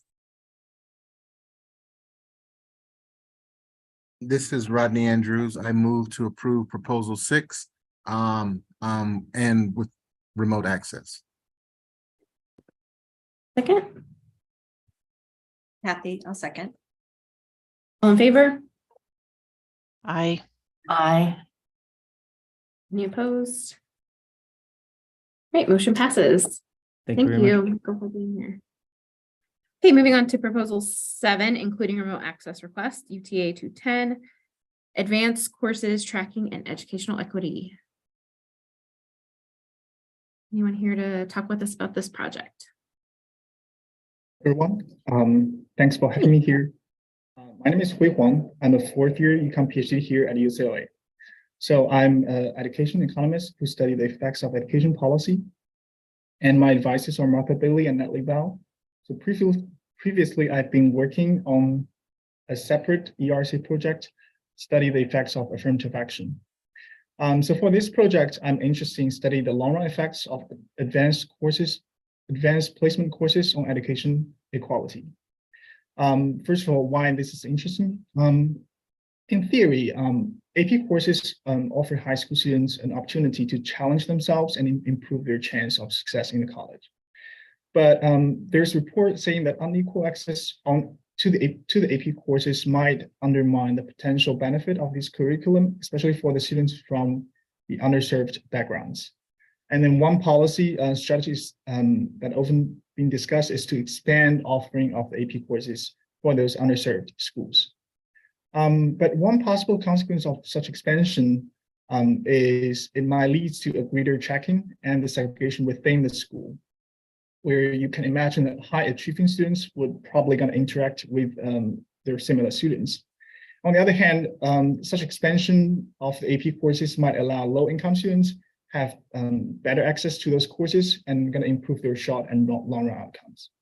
So in this study, I will try to estimate the effects of AP courses on education achievement and equality. So first of all, I'm going to analyze the year-to-year change in the number of AP courses offered by a high school to study the direct effects of AP courses. And the second is the richness of the TA data will enable me to identify the spillover effects by locating those students who do not enroll in these AP courses. And finally, the TA data will also enable me to estimate not only the immediate and medium run outcomes, but also the long run outcomes, which would include their college graduation, their labor market participation, and also earnings in the future. This might give us a comprehensive understanding of versus whether AP courses perpetuate or help us to close the racial and socioeconomic disparities in education. I think this project will have two main benefits to the state of Texas. So the first one is the AP course availability has been rapidly growing in the Texas over the past 2 or 3 decades. So these courses are supported by the state and local fundings, and I think it's crucial to understand the impacts of AP courses for the state level education policy and practice. And the second is I think the research can teach broader lessons about inequality in the Texas labor market. So unequal access to these AP courses based on the social economic status might have these long run consequences. So I think it's better to understanding these trends will also support an evidence-based policy to promote growth and economic opportunities in Texas. I'm happy to take any questions from the board. Thank you. Thank you. Any questions? Had a couple clarification things popped up when I was reading the data requested. So our data or the coordinating board data does not include anything about AP credits. I think it was listed in the list of things you could get from the student course report, but that's not in there. We don't get information on whether a student got credit at the college for AP. You mean college data or the high school data? College, but I think it was listed in your request under the THC student level information. You mentioned in the the student schedule report, it lists AP credits and grades, but AP credit is not. We don't have that information. Oh yeah, it's totally fine because I think that's not the main part of the research. I would say this just one type of outcomes we try to study for the medium outcomes. Okay, just want to be clear about that. The other thing is in the THADS data, it does not include zip code. Yeah, it's totally fine. Okay, great. Thanks. Questions or comments from the board?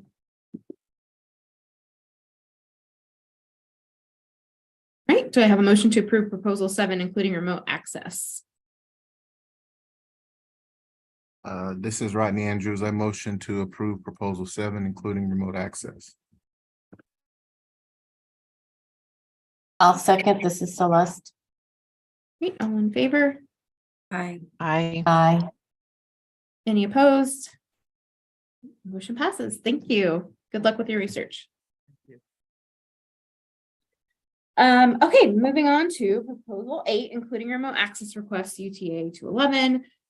What determines the impact of dual credit, understanding coursework offerings, teaching context, and outcomes? Anybody here tell us about this? Yes. Hi, everyone. Hi. My name's David Knight, and I'm an associate professor at the University of Washington College of Education. And I'm here with Jinsuk Shin and Puya Almazi, who are researchers on our research team. So our study is looking at the impacts of dual credit on college and long-term college outcomes and long-term labor market outcomes. We are building on a fairly well-established research base that shows a lot of it's based on data from Texas showing that dual credit, students who take dual credit, which is a class that counts for both high school and college credit, is associated with positive outcomes, especially around community college completion.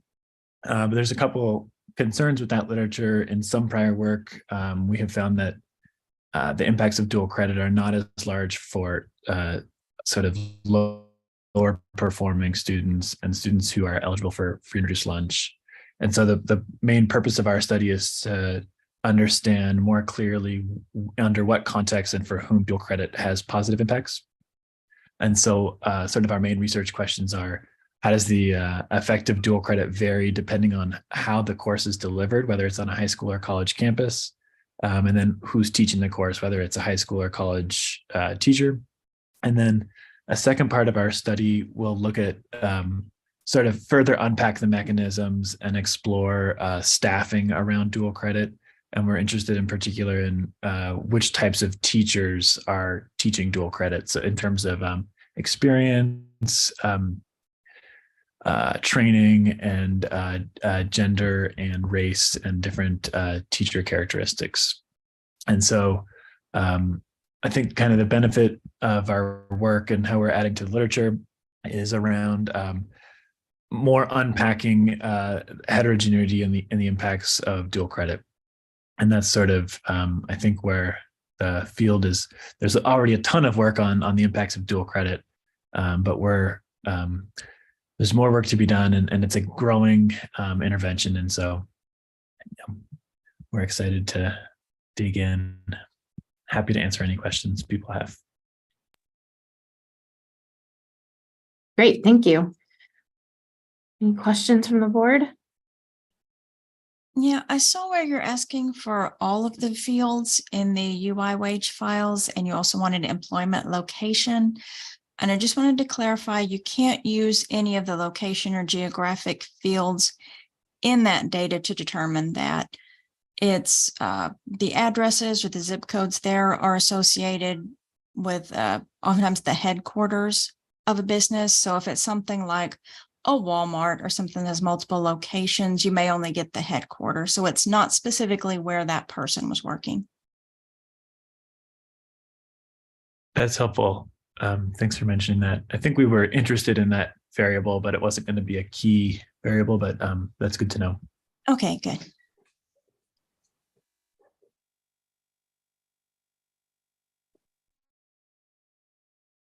Angie, any other questions or comments? Do I have a motion to approve proposal 8, including remote access? This is Kathy. I move to approve. This is Rodney, I second. All in favor? Aye. Aye. Any opposed? Motion passes. Thanks. All right, proposal 9, including remote access request UTA 212. How do college courses affect students' post-grad opportunities? Hi, so I'm here to talk about this project. My name is Merrill Warnick. My co-author is Jacob Light, but he couldn't be here today. We're both grad students in the Department of Economics at Stanford, and we're advised by Caroline Hawksby.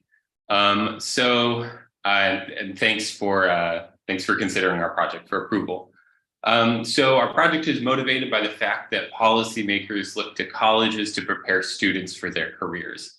In college, students gain skills relevant to the labor force, but like each specific college degree is kind of a black box, and it sort of obscures the bundle of skills obtained by each student. We want to like open up this black box and understand how different components of the degree contribute to how a student performs after college. So like an example about what we're thinking about is, so if you think of two different students have economics degrees, one student might have taken a lot of business courses while they were in school, but the other might have taken a lot of math courses while in school. To employers, they might look very similar because they just have their economics degree on their CV or resume or whatever, but they actually have very different skills. Another dimension you could think about is if you take two students that both took are econ majors taking math courses. One may have had very rigorous instructors and one may have had like very less rigorous instructors. So their ability growth from college might be very different. So these two dimensions of degree content, which is like the grades you get from instructors and the different courses that you take, are observable in the ERC data. And they're also affected by some policies that take effect during the data availability period. So our plan is to use machine learning techniques to predict career outcomes based on a student's transcript. And we also want to use natural variation in course selection caused by changes to Texas core curriculum requirements. And we want to use performance. So we're going to use that to look at course taking behavior. And we want to use performance-based funding policies instituted for community colleges to evaluate changes in rigor, in course rigor. So our results, we hope that our results provide insights on how course selection and rigor impact students' career success, and to like inform policies that help improve Texas students' preparation for the labor market. We kind of are thinking of it as sort of trying to contribute to the 60 by 30 initiative by, number one, evaluating how the effects of grading standards and performance-based funding change college graduation rates. And number two, exploring how courses and degrees are like actually giving students the skills they need, because if students are graduating from college, but they're taking the wrong courses, that might not end up benefiting people as much as it could. So yeah, that's what I have to say. Let me know if you have any questions. Great, thank you. Any questions or comments from the board?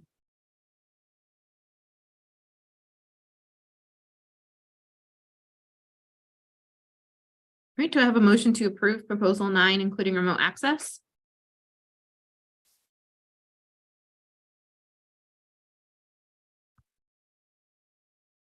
I might be the only one left. Is that right? This is And Linda. I hope not, because we need a This is- quorum. This is Rodney Andrews. I move to approve proposal 9 with remote access. I'll second Celeste. All in favor? Aye. Aye. Any opposed? Motion passes. Great, thanks for being here, Merle. Thank you. Okay, proposal. It'll pop up on my screen, and now I can't see anything. Okay. Proposal 10, including remote access requests, UTA 213. How does immigration affect the short and long-term academic and labor outcomes of US-born students? Is there a researcher here to talk to us about this?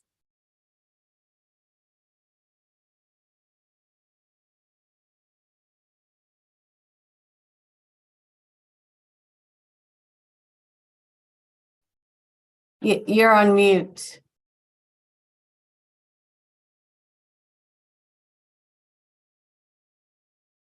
Yeah, I think Antonia's.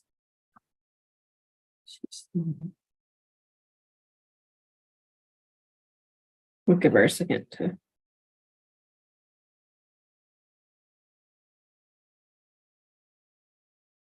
Can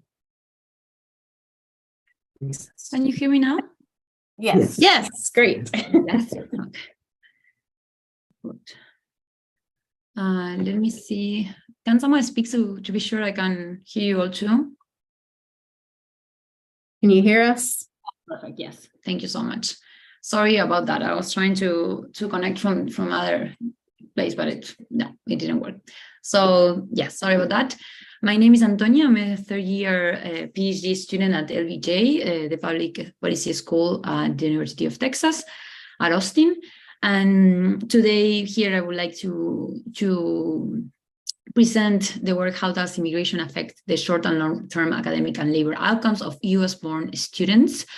And the main reason that I'm interested in this question in the particular context of Texas is because we have seen in the last few years that immigration have increased a lot, and Texas is the second state in the US with the most amount of immigrants.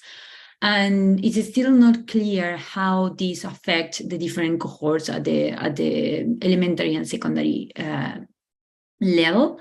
And we have some studies that show that there are the mixed effects. Some find positive effects, some find negative effects, but it's still not clear on how that will work in any context. That's what I'm interested in, specifically in Texas.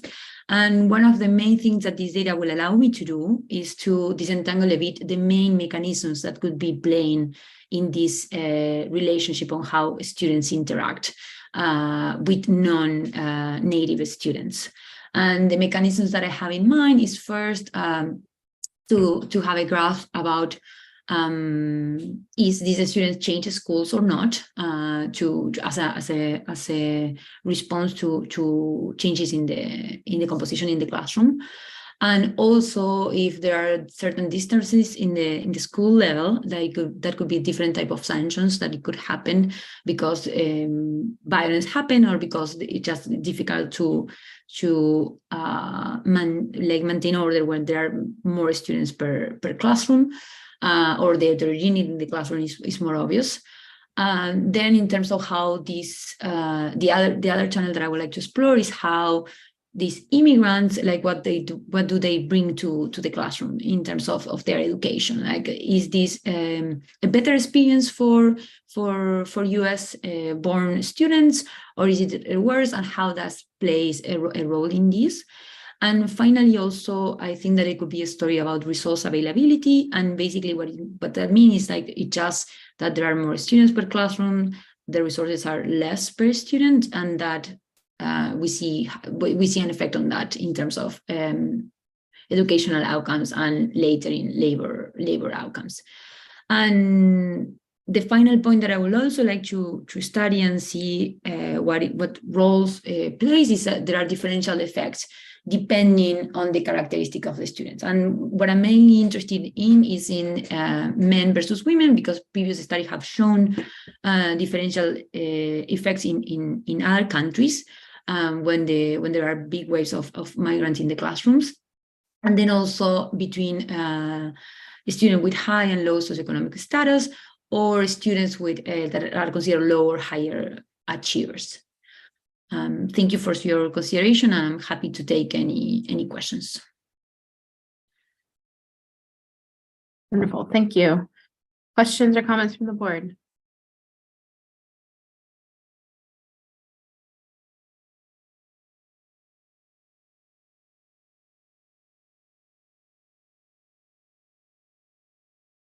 Right, do I have a motion to approve proposal 10, including remote access? This is Kathy. I move to approve. This is Rodney. I second. All in favor? Aye. Aye. Aye. Any opposed? Motion passes. Thank you. Thank you all. Right, proposal 11, including remote access requests, UH059, identifying key predictors of students' post-secondary outcomes. Hello. Yes, I'm Joseph Curtin. I'm the Associate Provost for Institutional Research and Effectiveness at the University of Houston. We have a group of about 6 people participating in this proposal and the research here. And what we would like to do is to use the data housed in the ERC to really look at the lifespan of a student's educational career from kindergarten, even pre-K up through graduation, predictors of graduation. And what we're trying to do is to try and find out what are the key tipping points that predict either student success, participation in post-secondary education or not, as well as moving on to completion in a timely manner. And that would go back to looking at, course taking patterns. Did the student have 4 years of math? Did they have 4 years of English? What were their grades in that? If they have 4 years of math, what was the highest level of that math? And, is it highest level of math, algebra versus calculus, or geometry versus algebra 2? Do those have key impacts or predictors of, say, the completion of their math core requirements in post-secondary education, which in many cases, we do a lot of studies with post-secondary, but we start with their high school senior grade, potentially combining grade point average and an admission test. And we use those and move forward and try and look at things like first year math graduation, completion, etc. Sometimes the hypothesis here is that there are predictors and potential areas of intervention that could occur prior to that will improve college going and success rates and student outcomes in general. And we ought to be able to use this the ERC and the data in there to identify key tipping points along the way. Is there a tipping point that we need to be aware of in kindergarten? What about third grade? How does third grade predict success in high school, and high school on to college or a trade school, and all along those ways? The outcome of this is to help us identify that earliest point of intervention that would make an impact on these students, and then to promote or recommend possible ways to mitigate any type of negative impacts. Overall, again, the goal is to increase education, educational access, educational attainment in the state of Texas, and meet its overall goal. So that's kind of the overall arching intent and purpose there. We intend to go out and grab as many variables as we can, track these students. We go back and are looking, say, from starting cohort of students in grade school in 1998. That gives us enough years that we can track them all the way through their grade school, middle school, high school, and 6 years of graduation in a college or university. And so we hope to be able to track those students along that entire lifespan of education. We'll use a number of different factors to look at probability trees, time series analysis, and survival analysis, and other appropriate statistical methods to look at what these predictors are and their impact on student outcomes. With that, I will open up to any questions that you may have. Thank you. Questions and comments from the board?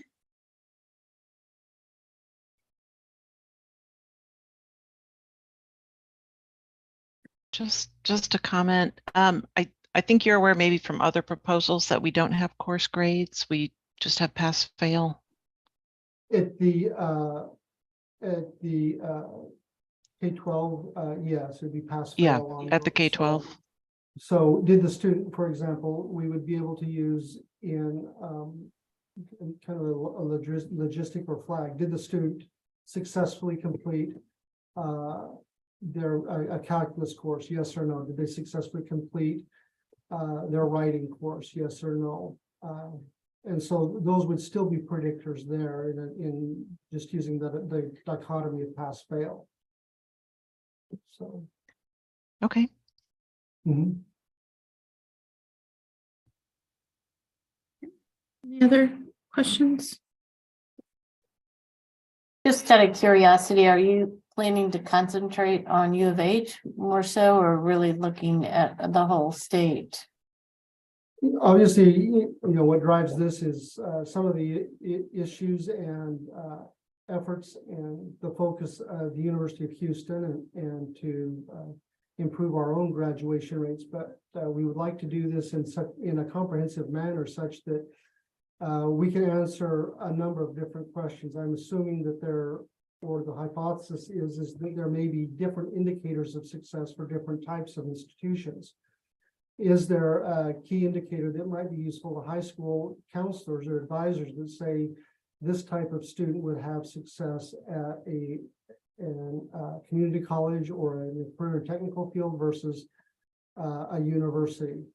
Which type of student will thrive in different areas? Is there a difference in the type of institution? The student tends to survive well at a large, very competitive universe type of environment where this student will thrive, but they don't like a competitive environment. And whatever we can find that will help improve information to students so that they can make the best decision to our admissions advisors on how they should possibly modify admissions criteria so that they're admitting students that have a high probability of success. Our goal is so that when a student comes to a university and they deemed worthy of admission, they're deemed worthy also of successful completion. That we're not looking at admitting students that have a very low probability of successful completion at an institution. So while we are motivated by needs for the University of Houston, we intend to have our analysis be expansive and be applicable to other institutions and types of institutions as well. Thank you.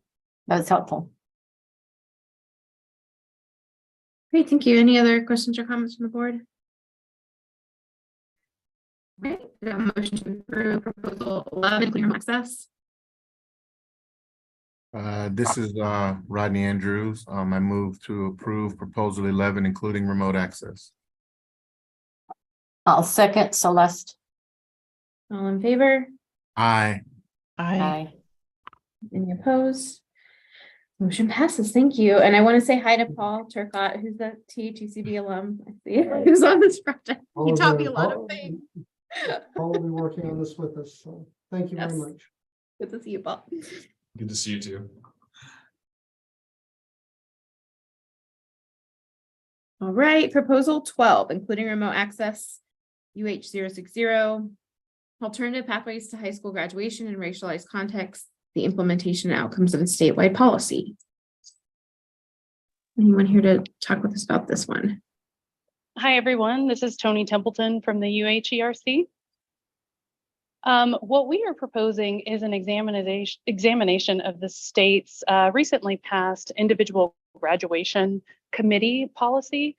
The policy was passed so that students who did not pass 2 of the 5 statewide exams required for graduation could go in front of a graduation committee and they could assess a portfolio of the student's work and determine if the student should graduate underneath the typical diploma that other students had graduated under. And we were curious to see how this matriculated into outcomes for those students, if the outcomes were different for students who graduated as a result of the IGC policy or students who graduated under the typical policy or the typical graduation plan.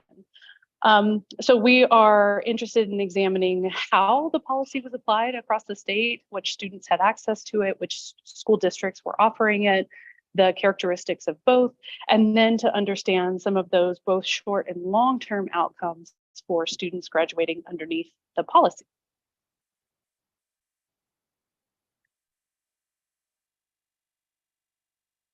I'm happy to take any questions or expand on that more if anybody would like to ask. Great, thank you. Questions or comments from the board?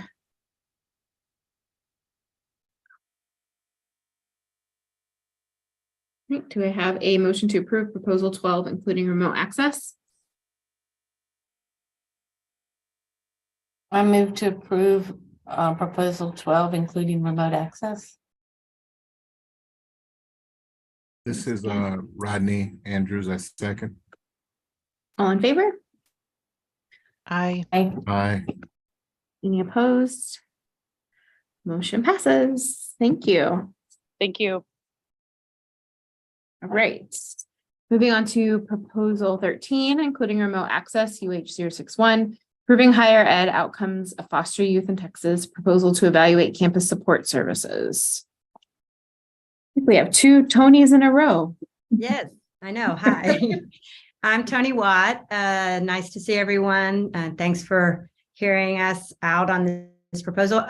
The goal of this project is to evaluate the impact of campus support for students who've experienced foster care in terms of how it impacts their higher education outcomes. In 2015, Texas passed legislation that required every 2- and 4-year college and university in the state to have a designated liaison to support students who've been in foster care. But we've never evaluated that legislation. We don't know even if the campuses are implementing it, and we certainly don't know if it's having the desired impact. And that's what this project is all about. I have a grant from the Greater Texas Foundation to look at those issues. My research team and I have been working for the last 2 years to gather data on every single 2- and 4-year university in the state to be able to see, do they have a liaison, and have they posted information about that liaison? What are they offering in terms of services and supports? Do they have training? So we know a lot about these campuses, and now we just want to connect that descriptive information with higher education outcomes for these students on those campuses. Fortunately, in 2015, Texas also required that the Department of Family and Protective Services work with the Higher Education Coordinating Board to merge their files to be able to track outcomes for students who've been in care. They've done that twice before. And fortunately, I had access to those data before and got to work with them. So I have a little experience working with it. This is going to be the 3rd time they'll pull data so that we can have longer time periods, more up-to-date data, more measures, and that is going to be placed on file as supplemental data at the ERC. And I'm requesting access to the supplemental data and to be able to merge it with higher education outcome data so that we can look at enrollment rates, retention, and graduation rates for these students. Why the reason this is important, I've been studying this for over a decade, very passionate about the topic. Only 3.5% of students who've been in care in the state achieve a post-secondary credential by age 24. And as you all know, that's really low. So we're trying to figure out what kinds of supports can change that figure. And we really want to see if the liaison legislation has had an impact. And if so, what particular kinds of services are having the largest impact. We work with Education Reach, so we will also share this with all of the campuses to help them know how to offer these supports and how to train the liaisons. So I appreciate the opportunity to possibly have access to the data and welcome your questions. Great, thank you. Questions or comments from the board?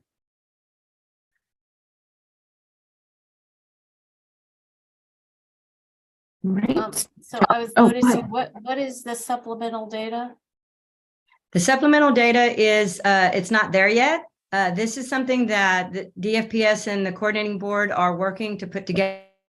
It should be there. I'm hoping in a couple of months. I've been working with Linda Hargrove and Melissa. Thank you all. It's nice to see your faces after I pester you to death with emails, but they're working to get those data pulled and deposited, but it's not there yet. But do we need to, and Melissa, this is a question, do we need to go ahead and approve it even though you haven't actually created them yet?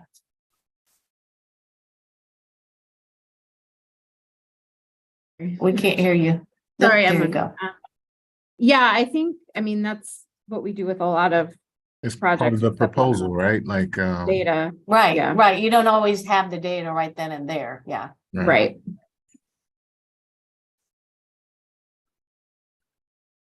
So we would just need to add supplemental and a quick description of it. Oh, apologies, is it not in? Might be getting my write-ups confused, but I thought there was a description of it in the proposal. I'm not exactly sure what you need for that description, but there is a description of what will be in the data. It doesn't have a name or a label yet, but what's in the data set should be. So Celeste, there's a brief reference to it. This is on my page 7 of 15. But it may be that you want that there needs to be some additional just detail. You're muted, Celeste, if you're saying something. Sorry. I just noticed first on the remote access, it didn't list any supplemental data. Oh, I see. And that's why I would say maybe we need to at least approve it. And this doesn't specifically say supplemental, but it is, which is fine. I just want to make sure we're approving that. Yeah, that's a fair point. We can suggest an amendment to make sure it's clear that it would include supplemental data. That's a good call out. I guess it just wasn't noted on remote access. Any other questions or comments? Dr. Watt? All right.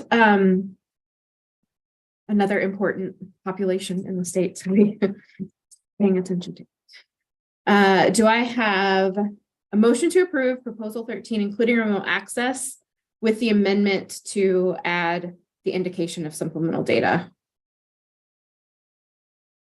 This is Rodney Andrews. I move to approve proposal 13 with remote access with the amendment that for supplemental data. I second the approval, Celeste. All in favor? Aye. Aye. Any opposed? Motion passes. Thank you.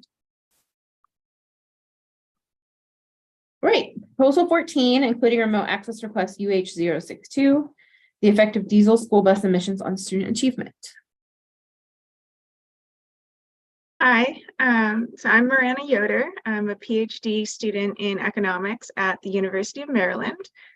So my project is about air pollution from school buses. So school buses primarily run on diesel, and diesel emits pollution like particulate matter, nitrogen oxide, carbon monoxide, among other pollutants. And research has also shown that these pollutants can concentrate inside the bus cabin. So exposure is highest for the people riding the bus. But what you can do about this is install something called a retrofit, which is a device that you install on the diesel engine, and it reduces the amount of pollution. So in Texas, there were over 7,500 retrofits installed on school buses from 2008 to 2017 across 195 school districts. And the average district who did retrofits retrofitted 44% of their bus fleet. So I'm looking at whether these retrofits had an impact on students' academic outcomes in the short run and the long run. So short run includes outcomes like test scores, attendance rates, disciplinary incidents, and long run outcomes include high school graduation, college enrollment and graduation, and earnings. So I'm going to be comparing outcomes from students in districts that did more retrofits versus districts that did less retrofits or none at all. And so this is relevant to educational policy in Texas because school districts are making decisions about maintaining and upgrading their school bus fleet. There's also been a lot of new federal investment in the last couple of years for electric school buses, particularly from the Infrastructure Investment and Jobs Act in 2021 and the Inflation Reduction Act in 2022. So I hope this research is informative for both school districts and for state and federal policymakers. Thank you for your time, and I'm happy to take any questions. Thank you. Any questions, comments from the board? Rodney? So is the mechanism, is the retrofitting likely to reduce student exposure to admissions while they're on the bus? Or is this more along the lines of the ambient level of emissions in the district. I'm just trying to think about the mechanism. I think this is interesting. Yeah, so the mechanism I have in mind is about reduced exposure to pollutants while on the bus. I mean, ideally, I would love to separate out students who ride the bus versus who don't ride the bus. My understanding is that data is not in the ERC or data on student residential location. But I'm going to then have to compare students across districts. Thank you.